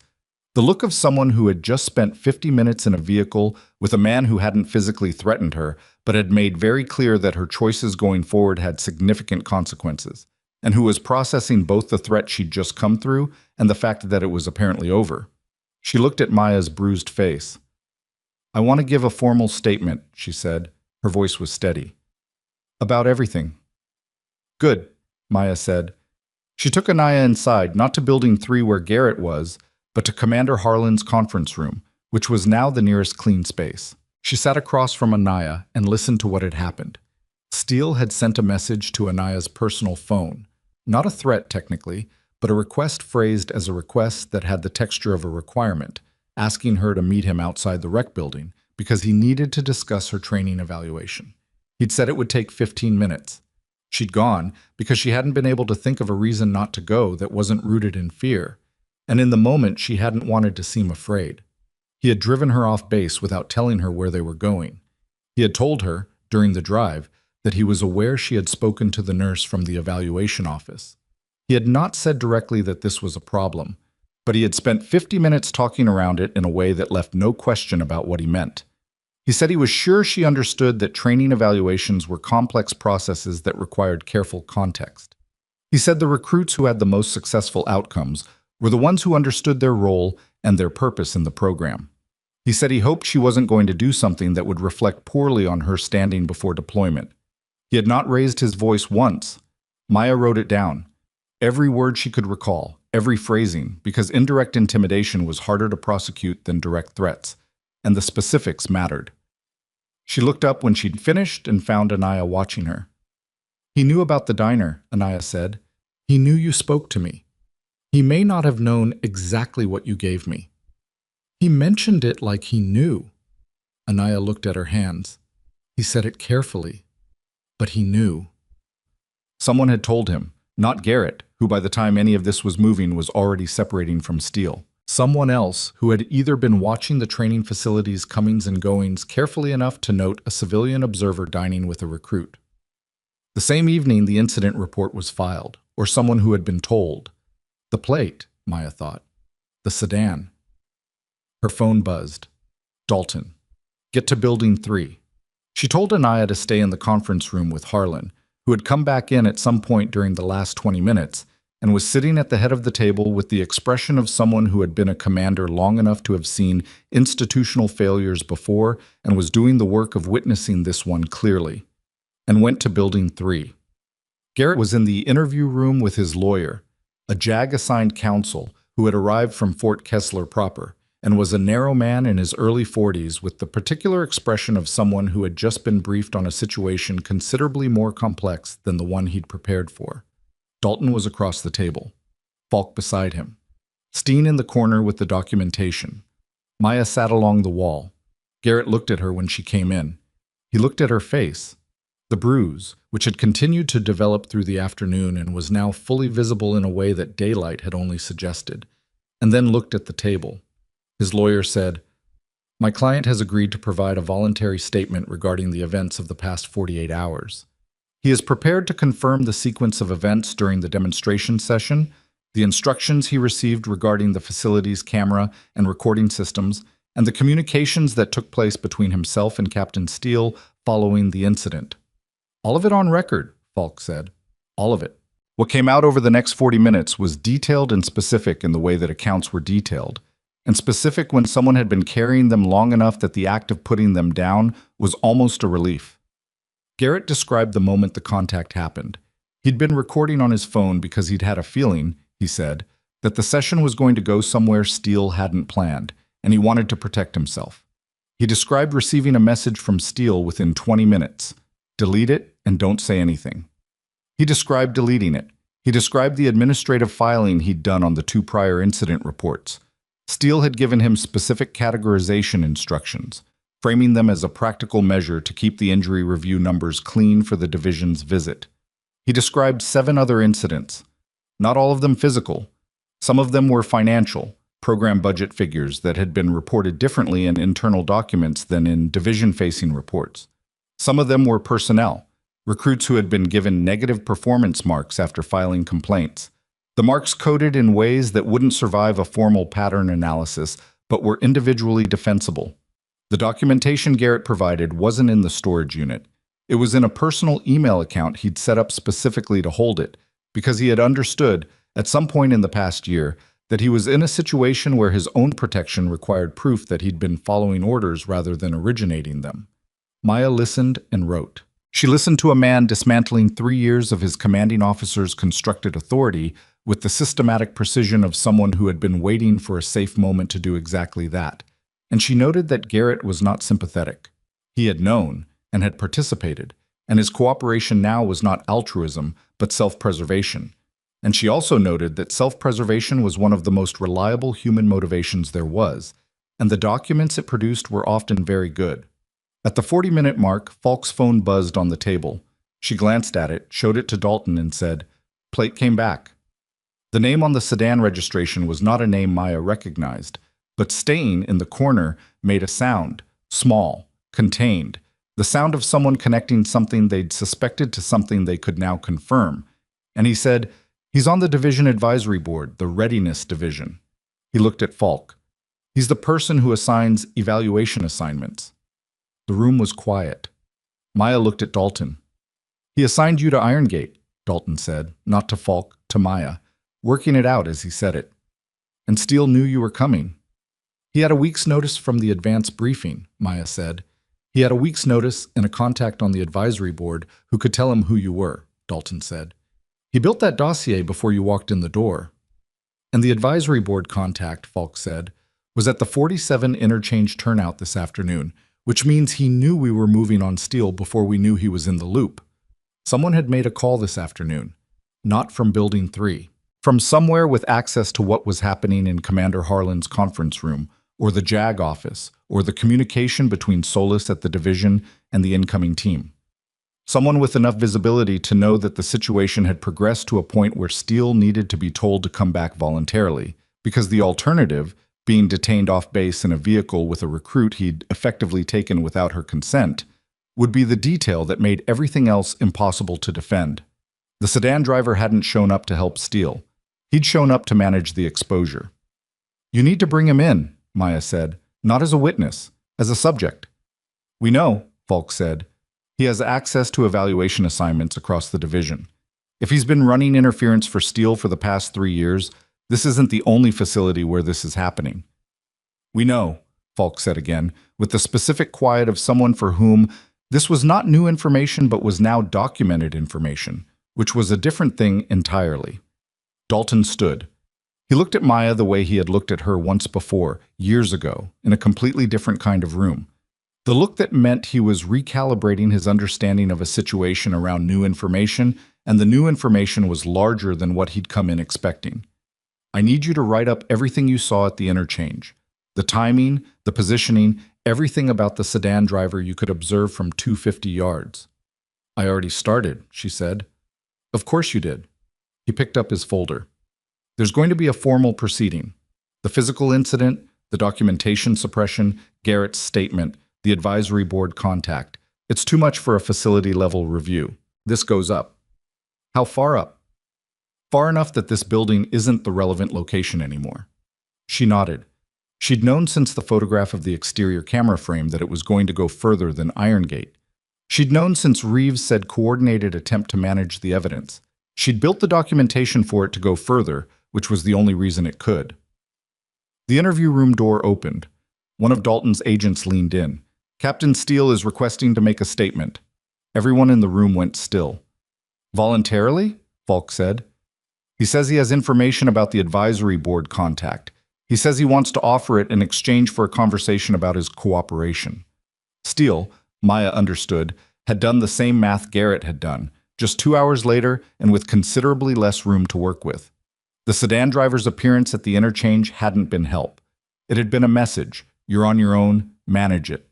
And Steele, who had spent 3 years managing things, had driven back to base and arrived at the only remaining calculation available to someone whose documentation was in the hands of federal investigators and whose co-instructor was already talking. He was going to give them someone bigger in exchange for something smaller.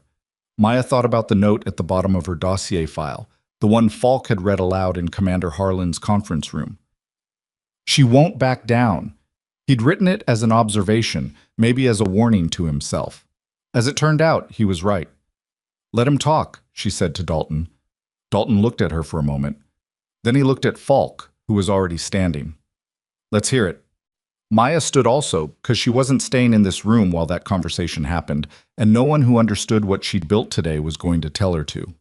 She moved toward the door and was almost through it when Falk's other phone, her personal one, separate from the agency line, buzzed on the table, and Falk glanced at it and stopped moving. "What?" Dalton said. Falk looked up. She looked at Maya with an expression that was difficult to read, which meant it was something that Falk was working to keep off her face. "The exterior footage," Falk said. "Reeves just sent me the full unedited file." She flagged a timestamp we hadn't looked at. She turned the phone so Maya could see the screen. 45 minutes before the demonstration session, the exterior camera caught the West Service entrance. Maya looked at the still frame on the phone screen. It showed Steele and the sedan driver, the man from the interchange, older, careful movements, civilian clothes, standing outside the west entrance to the hangar. Not having a conversation in a parking lot turnout, standing outside the hangar where the demonstration would happen 45 minutes later. And between them, visible at the edge of the frame, Steele, handing the sedan driver something. A folder. Thin paper, the kind that held printed documents. The sedan driver had been at Irongate before it happened. He hadn't come to the interchange this afternoon to manage Steele. He'd been there from the beginning. Maya looked at the still frame for 5 full seconds, long enough to read every detail the camera had caught. The angle of Steele's body, the deliberate exchange, the sedan driver's posture of someone receiving rather than being given, the thin paper folder passing between their hands in the 45 minutes before a civilian observer walked through the hangar door and into a situation that had already been prepared for her. She handed the phone back to Falk. "He knew who I was before I got here," she said. "Not just from the advance notice. He'd been briefed. The dossier on me was complete before I arrived, which means someone fed him the background information before the evaluation week started." "The advisory board contact," Dalton said. "Who assigned me to this facility," Maya said. "Knowing my background, knowing Steele." She looked at the floor for a moment, working through it. "This wasn't a coincidence of assignment. Someone put me here specifically because they thought Steele could handle me. Because my background, if surfaced, would look like I had a personal agenda. Former special operations, now civilian, showing up to evaluate a combat readiness program. It reads like someone with something to prove." "Except you weren't," Falk said. "Except I wasn't. But from the outside, with the right framing, it could have been made to look that way. If I'd reacted on the mat, if I'd gone after Steele physically instead of filing a report, if I'd done what he expected someone with that training to do when hit in front of 200 people." She paused. "The whole thing was a setup, not just for me to fail, for me to discredit the evaluation itself." The room was quiet, with the particular quality of quiet that followed the moment when a picture became complete enough to be understood. Dalton was already moving, toward the door, toward the next decision, because that was what the information demanded. "I need everything we have on the advisory board contact," he said to Falk. "Full background. Every facility he's touched in the past 5 years. Every evaluator he's assigned. We're not looking at Irongate anymore. We're looking at a pattern." "I know," Falk said. "And I need Steele in an interview room in 10 minutes. If he wants to talk, we let him talk. And we let him think he's trading something we don't already have." Falk went. Steen went.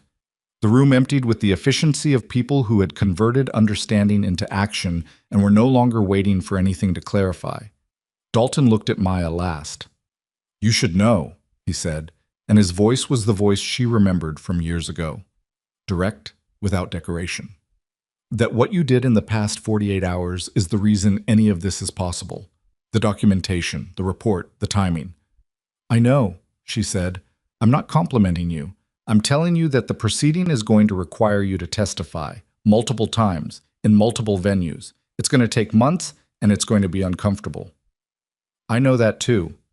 He nodded once, which was as close as Dalton got to expressing something like respect, and left. Maya stood alone in Building 3's interview room for approximately 90 seconds. She looked at the table where Garrett had been sitting an hour ago and thought about the gap between what a person intended and what a person did, and how those two things diverged so gradually in Garrett's case that he probably hadn't noticed the distance until he was too far into it to walk back without cost.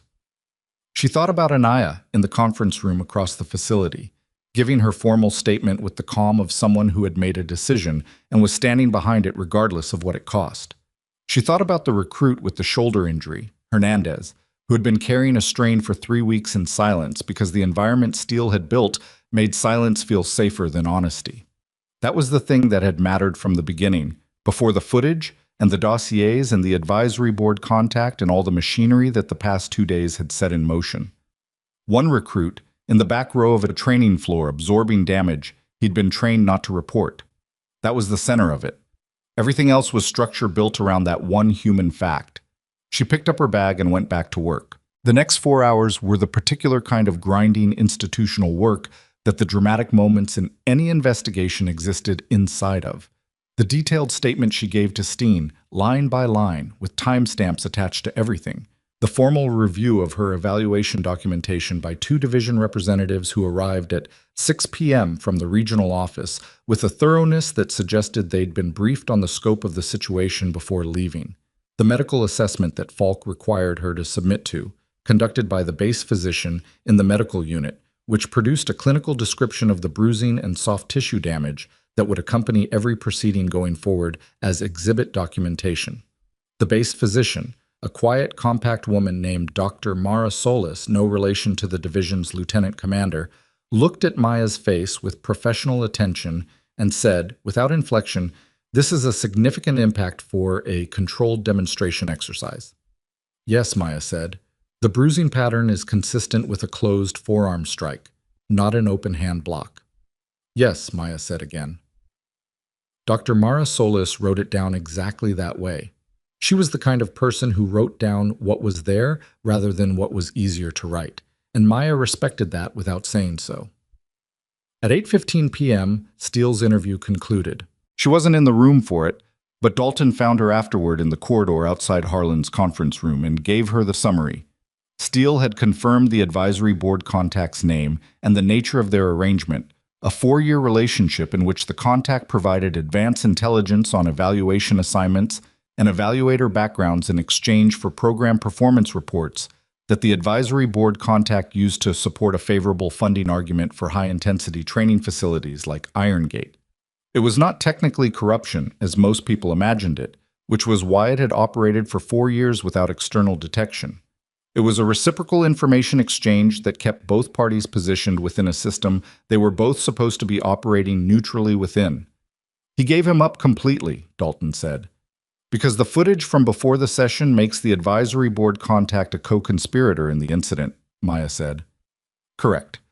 Steele understood that once we had that frame, the handoff 45 minutes before, he couldn't hold the line that this was a spontaneous training error. It was planned. And if it was planned, the person who planned it with him is equally exposed. Dalton paused. He also understood that cooperating now was the only position that offered him any consideration. Garrett had already given us the documentation trail. What Steele had left to offer was the person above him. And the advisory board contact, Maya said. Is he in custody as of 40 minutes ago? Federal investigators picked him up at his home. Dalton looked at the wall. He didn't come quietly. That was not a surprise. The people who built systems of quiet institutional pressure rarely responded well to the pressure being applied in the other direction. The next morning broke gray and cold over Iron Gate, and Maya was on the training floor at 6:45. She wasn't scheduled to be. The formal evaluation was technically suspended pending the investigation, and her role as a civilian consultant had shifted into something closer to a material witness in a federal proceeding, which meant she had both less official standing in the facility and considerably more actual authority, because the people in this building now understood what she was and what she'd built in the past 48 hours. She was there because of Hernandez. She found him in the medical unit waiting area, where he'd finally reported after yesterday's disruption had made the normal social pressure of Steele's environment feel less absolute. He was sitting with his left arm held at the careful angle of someone who had learned to position it away from accidental contact, and he looked up when Maya came in with the expression of a person who was not sure yet which way this was going to go. "You reported it," she said. "Yesterday." He looked at his arm. "It's been a few weeks." "I know." She sat down across from him. "That's not your fault." He said nothing for a moment, then, "Is it true? About Captain Steele?" There's a formal investigation. Beyond that, I can't tell you specifics. She looked at him directly. What I can tell you is that reporting a training injury is what the protocol exists for. It is not a weakness. It is not a career risk. It is the system functioning the way it's supposed to function. Hernandez looked at her face. The bruise still visible, lighter now at the edges, but still there at the center. You reported it, he said. Yes. Even knowing what he'd do. Especially knowing, Maya said. He was quiet for a moment. Then, is your cheek okay? The question was so direct and so simple, coming from a 22-year-old sitting in a medical waiting room with a shoulder he'd been protecting for 3 weeks, that Maya almost laughed. Not from amusement, from the specific relief of a moment that didn't require anything complicated. It's fine, she said. It looks worse than it feels. The base physician appeared at the door and Hernandez stood, and Maya stood with him, and she watched him go in and thought, that's one. One recruit who had come out of 3 weeks of silence and was going to get his shoulder treated and his training record corrected and his standing restored to what it should have been from the start. There were others. There would be a process for them. It would not be fast or perfect, but it would happen, because the records that Garrett had misfiled were now correctly labeled, and the pattern was documented, and the people responsible for managing it going forward had no reason, and now no cover, to manage it the way Steele had. The formal proceedings began 3 weeks later. Not at Iron Gate.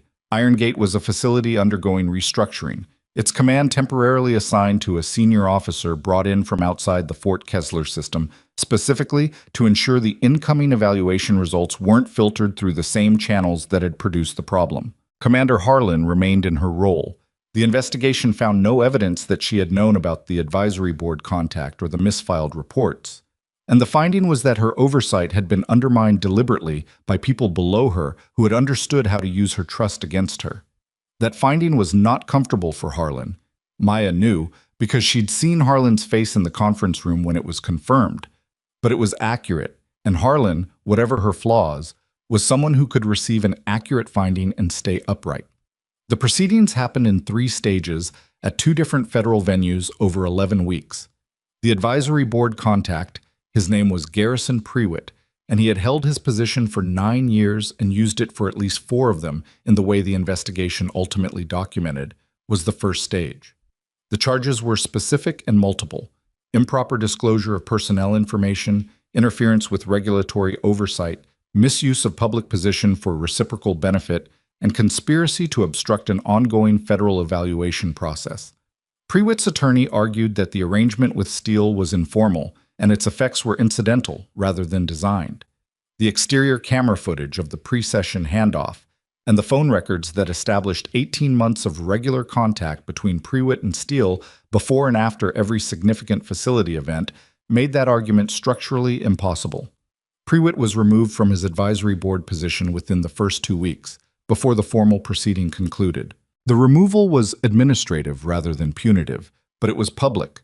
An official Naval Readiness Division statement that described the removal as part of a broader review of assignment practices and did not use language that was technically exculpatory.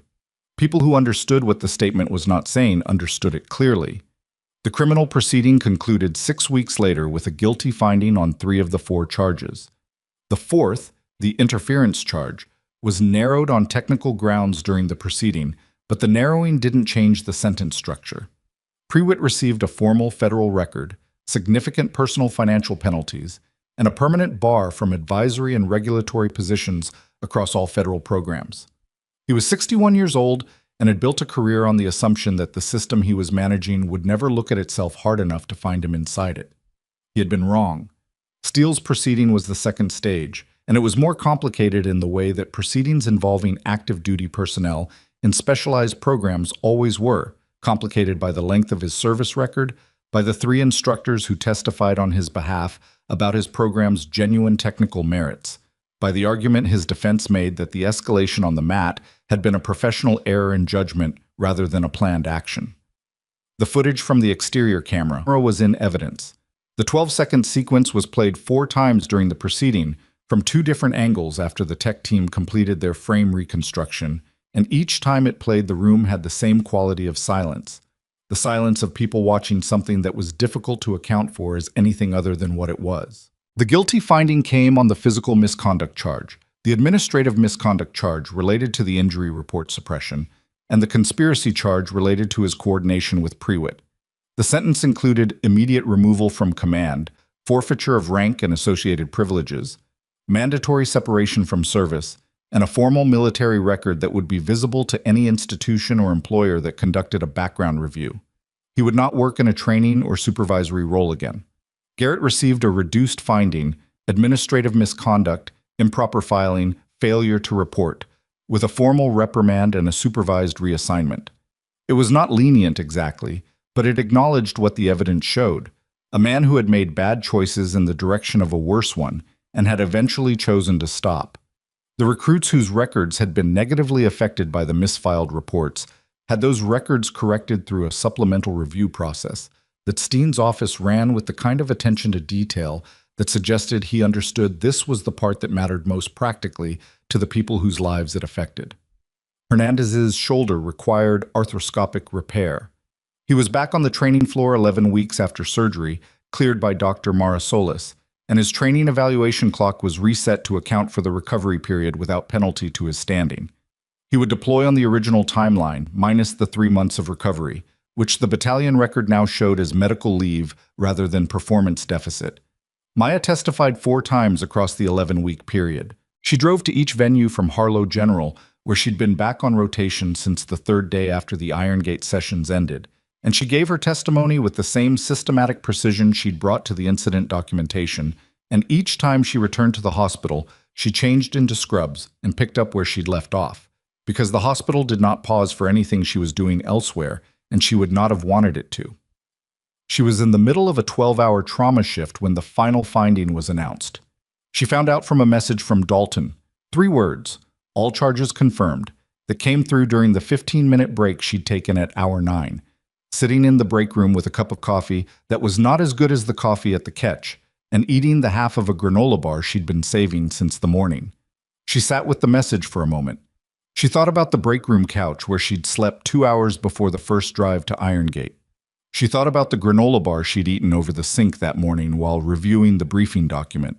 She thought about the parking lot at Iron Gate and the first moment she'd seen Steele on the platform, and the specific way he'd come down from it with his hands behind his back, like he was already certain of how the room arranged itself around him.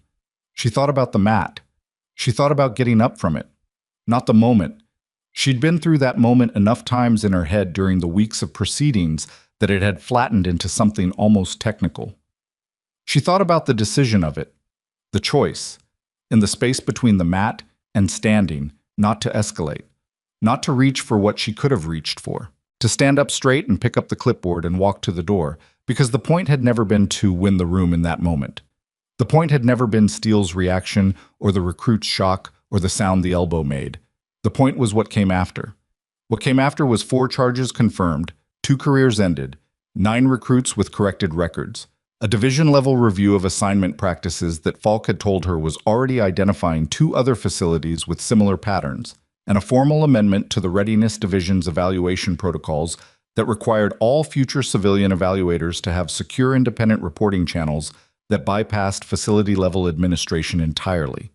That amendment had been drafted by Steen's office and was named in its header document after the Iron Gate evaluation, which meant it would carry that name into every facility it governed going forward, long after everyone involved had moved to other things. She finished her coffee. She went back to work. The call from the division came 5 weeks later, not from Solis, whom she'd worked with throughout, but from the deputy director of the Naval Readiness Division, a woman named Admiral Constance Vaith, whose name Maya knew from documents and whose voice she was hearing for the first time. The call lasted 12 minutes. Admiral Veith was direct and specific in the way that people at that level of institutional authority were when they had decided to be, and what she was direct about was this. The evaluation protocol amendment was already in effect. The facility-level review process was being redesigned, and the division was establishing a new role, a small unit, 4 to 6 people, dedicated specifically to high-risk facility evaluation with independent reporting authority and enhanced investigative access, and they wanted Maya to lead it. Maya was sitting in her truck in the Harlow General parking lot when she took the call, between a day shift that had ended 20 minutes late and a consultative review she was scheduled to conduct at a rehab unit across town. She was eating a sandwich over the center console. She stopped eating when Admiral Vaith said the word lead. She asked 3 questions. The first was about the unit's reporting structure, not because she wanted to navigate politics, but because reporting structure was the variable that determined whether a unit like this could actually do what it was supposed to do, or would spend its time managing the same institutional resistance she'd spent 2 days fighting at Iron Gate. The second was about staffing authority, specifically whether she would have input on who was in the unit, because the lesson of Iron Gate was that what a system found and what it did with what it found depended entirely on who was doing the finding. The third question was about her clinical work. Admiral Vaith answered all 3. The unit reported directly to the Deputy Director's office, outside the advisory board structure entirely. The Prewitt case had made that restructuring politically straightforward. Maya would have staffing input. And the clinical work. The division was not asking her to stop being a nurse.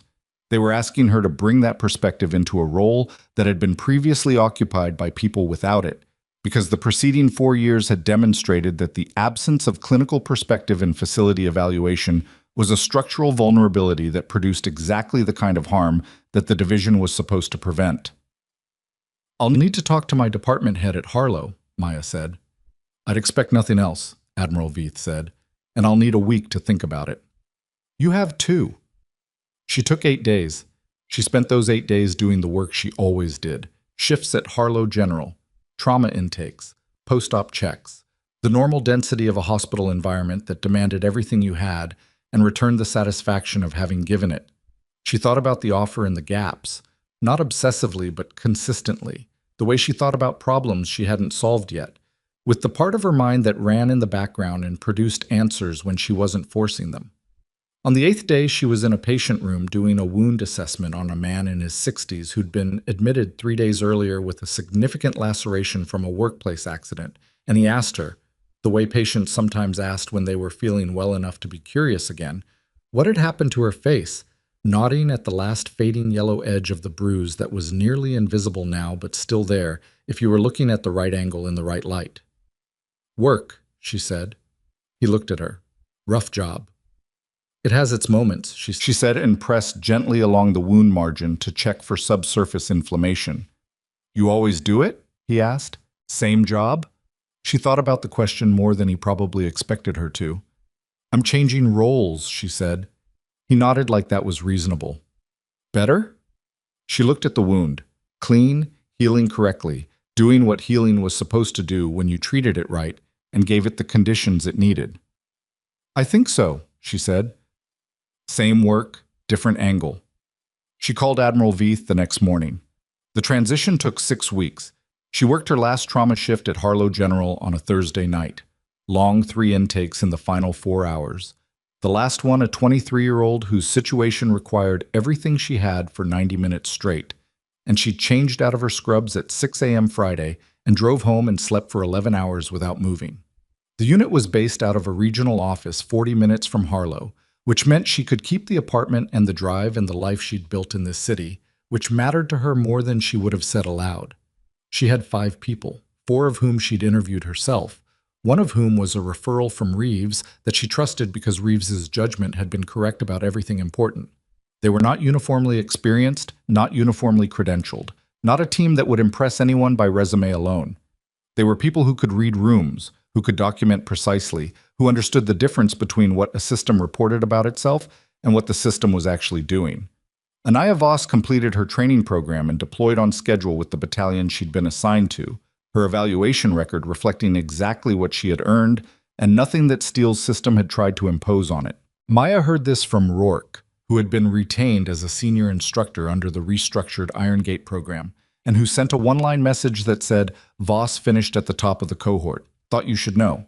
Maya read it twice, then went back to the document she was reviewing, a preliminary evaluation report on a facility in another state. Preliminary meaning it had the particular shape of a situation that was about to become larger than it currently appeared, with injury numbers that were clean and a reporting pattern that was too clean, and a training commander who had sent his own description of the program ahead of the evaluation's arrival, which was a thing that people who were confident in their programs did not do. She highlighted 3 sections. She made a note in the margin. Arrive early. She had learned in the past several months that the thing people consistently mistook about her was not her background or her training or any of the documented capabilities that Steele had found in her dossier and thought he could use against her. The thing they mistook was the quiet. They saw restraint and read passivity.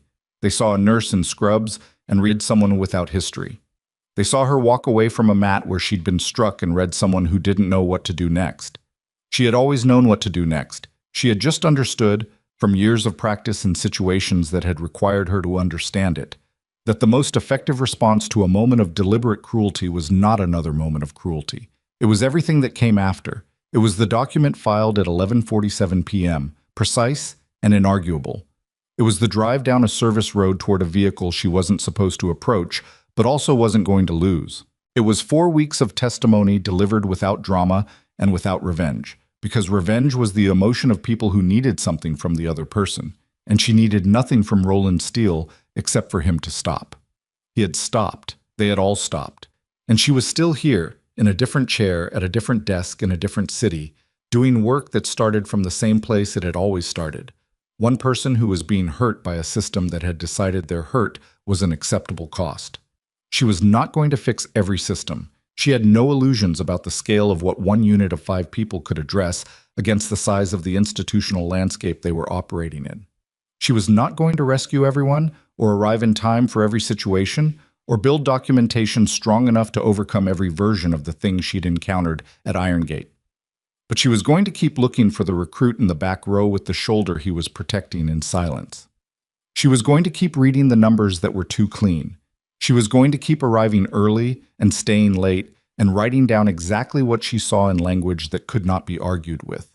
Not because she was trying to prove something. She'd never been trying to prove something. She was trying to do something, which was a different thing entirely, quieter, less dramatic, and considerably more durable. She finished her notes on the preliminary report and sent them to the team. Outside the office window, the late afternoon light was the particular amber of autumn transitioning into something colder. The trees along the street below stripped to their actual shapes, no longer softened by anything. She had always liked this time of year for exactly that reason, the way it made things visible that the other seasons let you overlook. She closed the folder. She picked up the next one. There is a particular kind of strength that looks like nothing from the outside. It doesn't announce itself. It doesn't need the room to witness it in order to exist. It sits quietly in a break room at 6 a.m. eating half a granola bar, and it drives down service roads toward situations it has no obligation to drive toward, and it stands up from a mat not because it isn't hurt, but because staying down serves no one. It doesn't perform for the people who dismissed it. It doesn't require their acknowledgement in order to be real. But sometimes, not always, not reliably, not in every situation, the room eventually turns around. And what it finds, standing exactly where it left her, is someone who was never waiting for permission to begin.